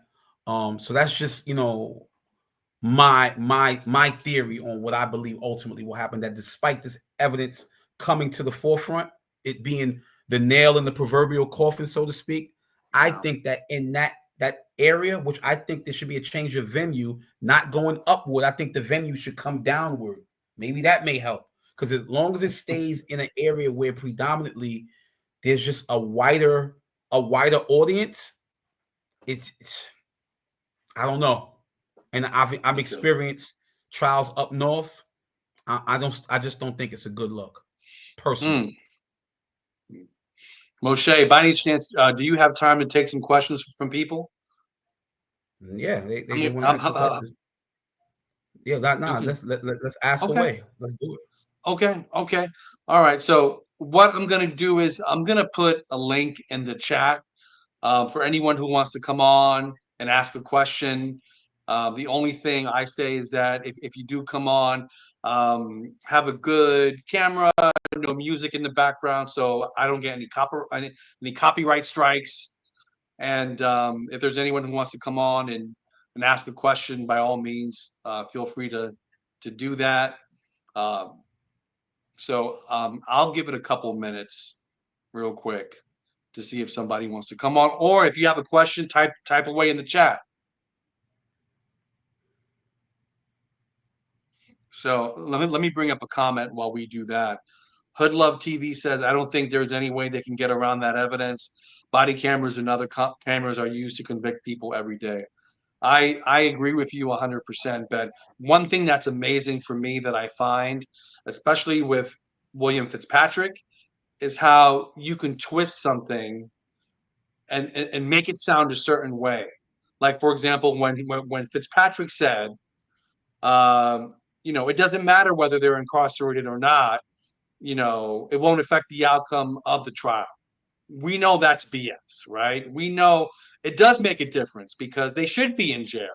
There's no way you catch, second degree murder charges and be able to walk out. That's just, I mean, and it took so long to get to the point of indictment. So to add insult to injury, it took this long to get to an indictment, and then they're able to walk out with low bail. So Trina, I see Trina in the back. Trina, I'm going to bring you up.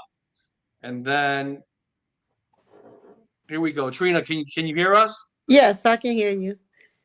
Hey, okay, awesome. That's my nephew. Hey, Auntie. Hey.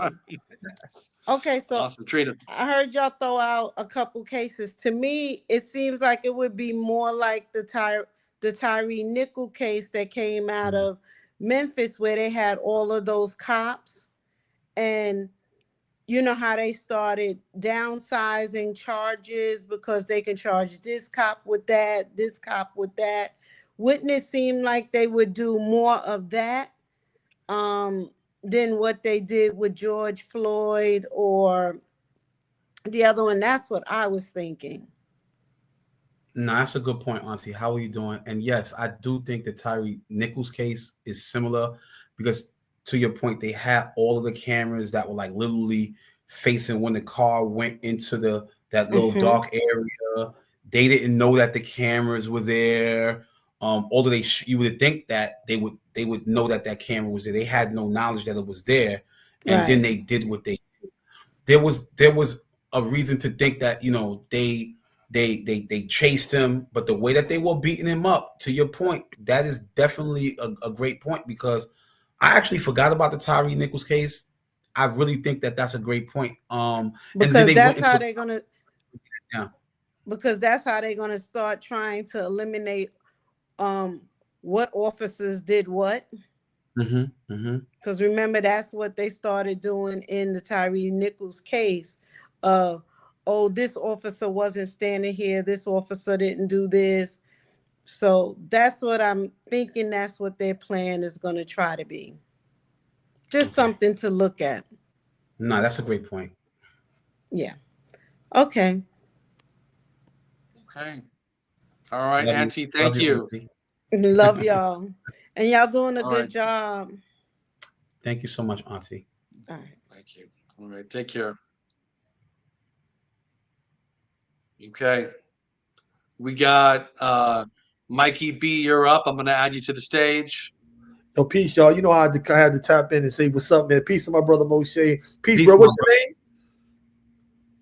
What's your name, bro? The moderator. Oh, Fred. My name is Fred. How you doing, Fred? I just wanted to say this. Great content, great. I shared it to the people. A lot of people came in and supported.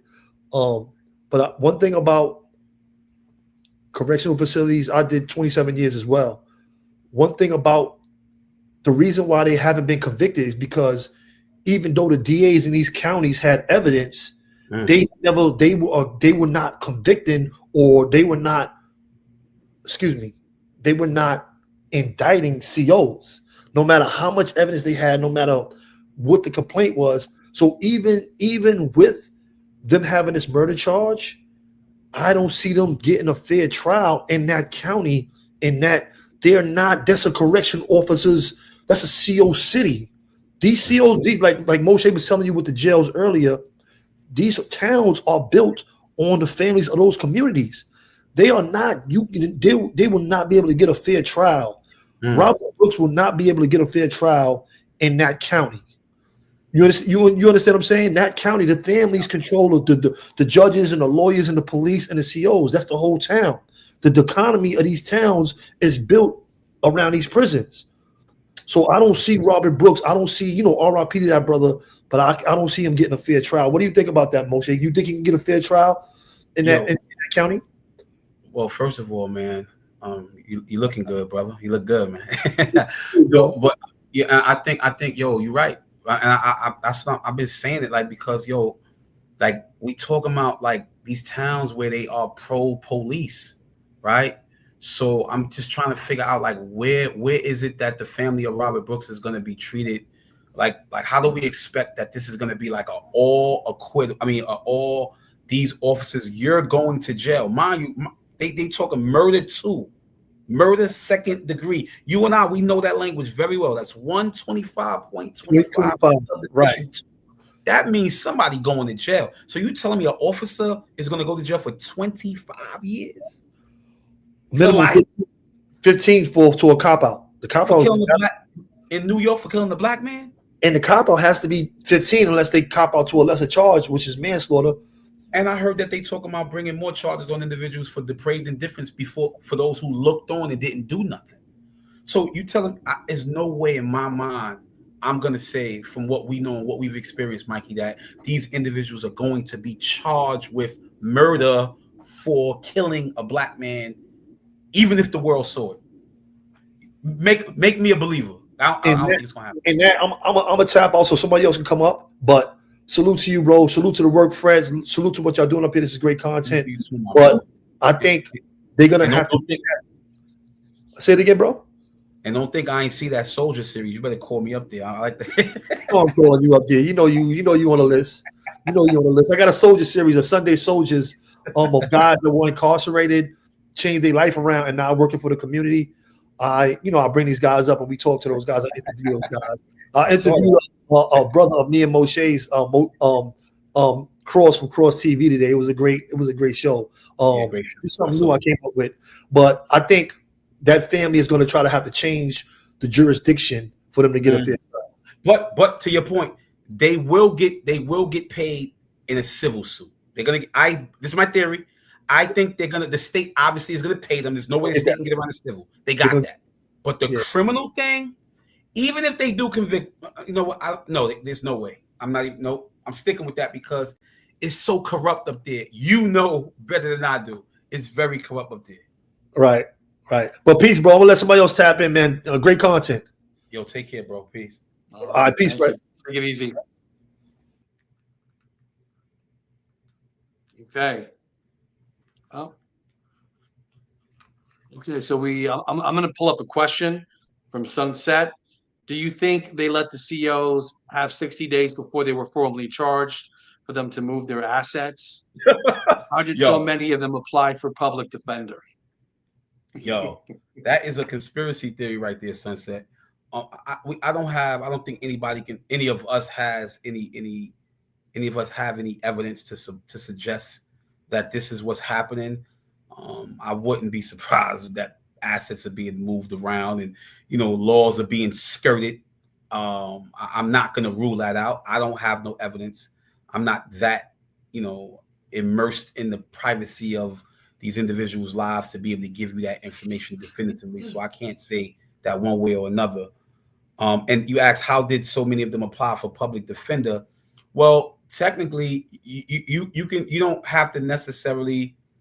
You can apply for, technically, you can say that you can't afford the services of a paid attorney. You can have a job, a salary, a career. Doesn't necessarily mean because you have a salary and a career that you can still cover the expense of a paid attorney. Perhaps you're paying mortgage, you're paying car notes, you're paying college, you're taking out loans on your house, or etc. So it doesn't mean that you can afford a $20,000-$30,000 lawyer. It doesn't mean that. So if, for instance, that is someone's circumstances, perhaps they file in indigent status and say, I would need a public defender to represent me. Yeah.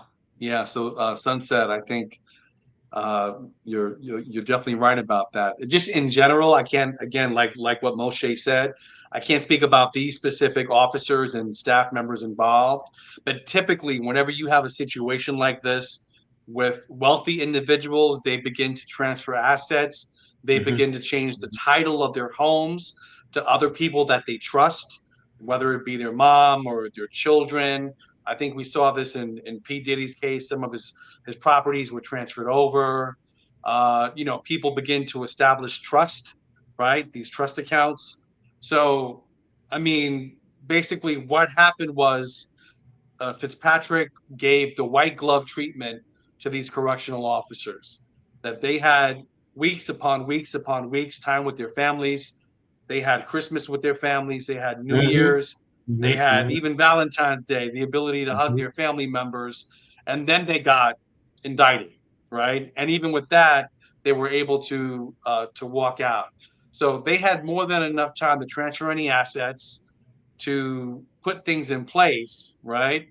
And then we know that one of the officers, Farina, he actually resigned right after this happened with basically right after the murder. So there's also the issue of pensions for these correctional officers. So most likely, I have a copy of the collective bargaining agreement, but my understanding is unless these officers are fired, but if they quit, they still have access to that pension. Yeah, they still have access to that. One thing that we also should take into consideration is the fact that their personal assets are fair game in a civil suit, because they can be sued in their they can be sued in their official and in their individual capacities. So that's something that, to your point, Fred, that they can definitely start skirting and moving stuff around and try to get rid of things so that nobody can at least from the Brooks's family, can come forward. So don't expect not to hear some. It's gonna be very interesting moving forward, and I would like to see what the outcome of this will what will arise from this. I mean, if from all of the individuals I know who got 25 to life and 50 to life and 100 years and natural life sentences for crimes that some have done, others were accused of doing, many who were falsely accused of doing. What I'm saying is that if you can apply that to the people who I know, don't be unfair in this case. You have the evidence on camera. When the evidence comes to you, you know what you guys have to do. It's as simple as that. This is a closed and shut case. This is not me trying to figure out what you did or didn't do. You killed the man. It's on camera. I can see it. It's only do you do it? Yes or no? Do you do it? Yes or no? That's the ultimate question. Yeah.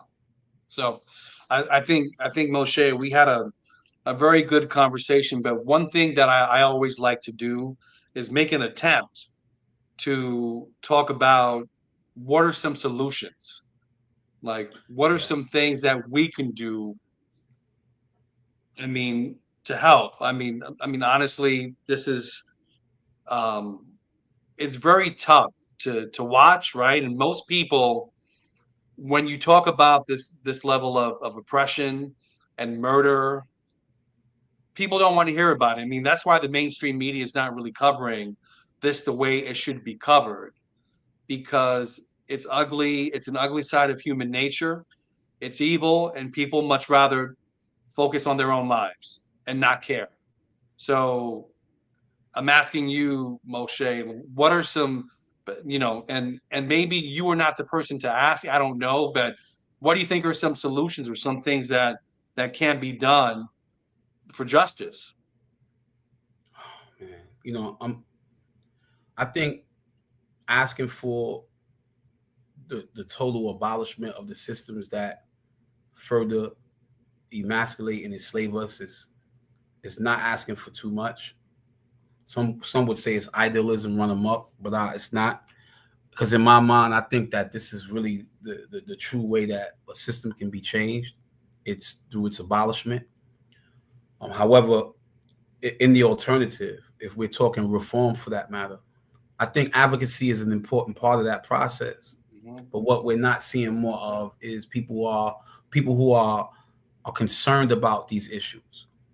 I've been a part, since being released from prison, I've been a part of movements, advocacy movements, that have actually contributed to some significant changes being made. However, what happens a lot of times is that our people just become so complacent that we're not really pushing back.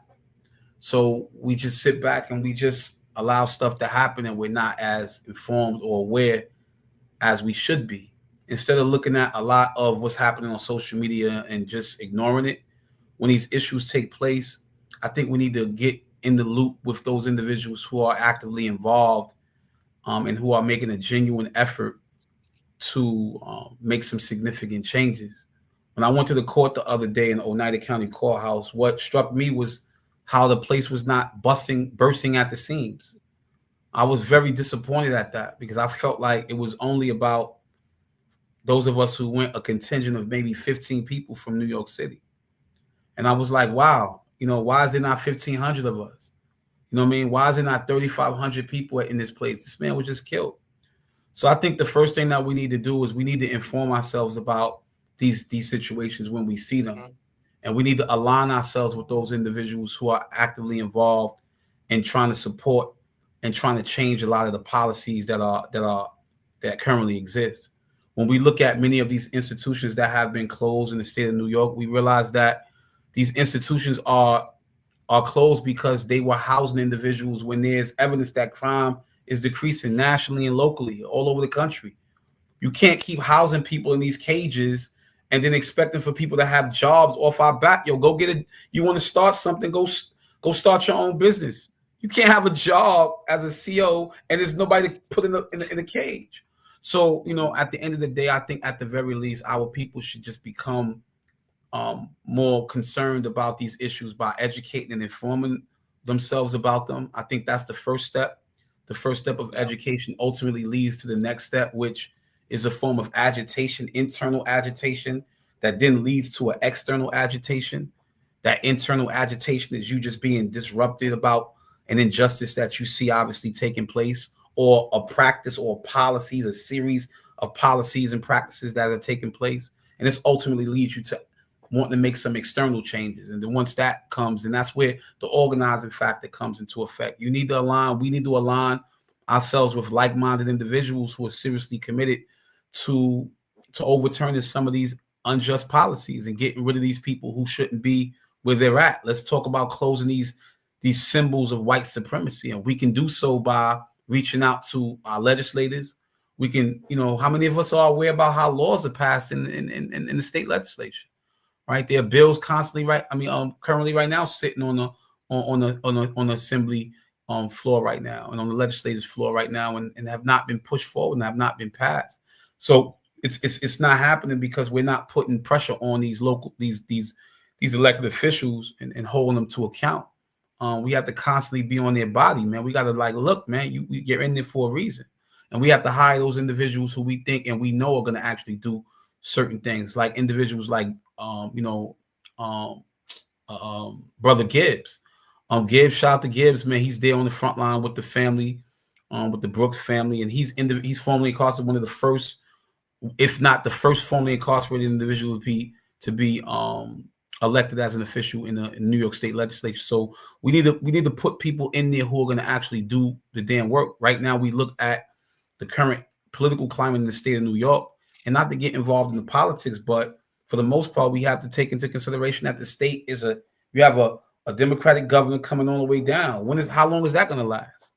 So we should use this to our advantage, to the best of our ability, become more educated, become more actively involved, stop sitting on our tails and ignoring this stuff, and becoming more active. Because if not, what will happen is that there will be more Robert Brooks taking place. People will be getting killed with impunity, and nobody's going to say anything, like what just happened to the individual in Auburn who was complaining about chest pains over the last couple of weeks, and he just died. Right? So all this stuff is happening and nobody's saying nothing.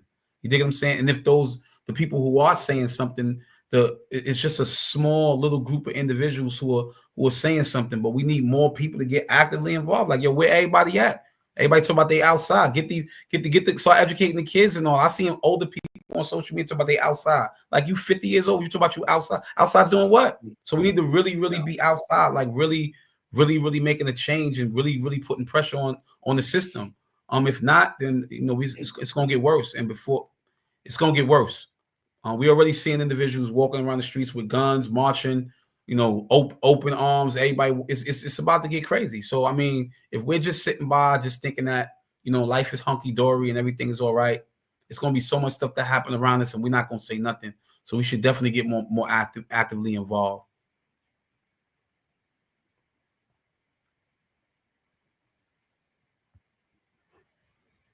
Thanks. So Moshe, I want to thank you for your time. I really appreciate it. We've been here for close to 2 hours, and I just want to thank you for sharing, and thank you for going to Oneida County and being there for the indictments, and being there. So that's big. So I want to thank you for that. Alhamdulillah, man, all praise is due to Allah. And, this work that's being done it's just me just being thankful, one, but not forgetting about those who can't fight for themselves. Right now, I'm getting messages from people, man, and emails, and people's family are reaching out to me, letting me know about how the National Guard is inside of these facilities and the officers are not there. Some accounts that I got of individuals who they locked them in their dorms. In certain mediums, they just locked the door and walked away, and they've been in there for days. So, I mean, I think it's very important that for somebody who experienced over 20 years in these institutions, that we be the voice for those who don't have a voice. And I think it's very important that we not forget where we came from. And those of us that were in there for an extended period of time, we know what we experienced. We know what we fought against. We know what we were up against. We didn't play no games with them people up there. This is why we were fighting the way we was fighting. So coming home and just enjoying life and forgetting about those who are going through it in there would not even be right and exact. So, I mean, alhamdulillah, as long as I got air in my lungs, I'm going to continue to keep fighting for the people who can't fight for themselves. Thank you. And thank you, man. Thank you for calling me up here too, man. I really appreciate that, Fred. Thank you so much, man. No, you're very welcome. You're very welcome. Okay. All right, everyone. I want to thank everyone who's been on here for 2 hours. Thank you so much. Appreciate it. Take care. God bless. Moshe, thank you again. We'll talk. Thank you, man. Free Palestine, free Sudan. Please, man. Thank you, man. Have a good one, man. All right. Be good.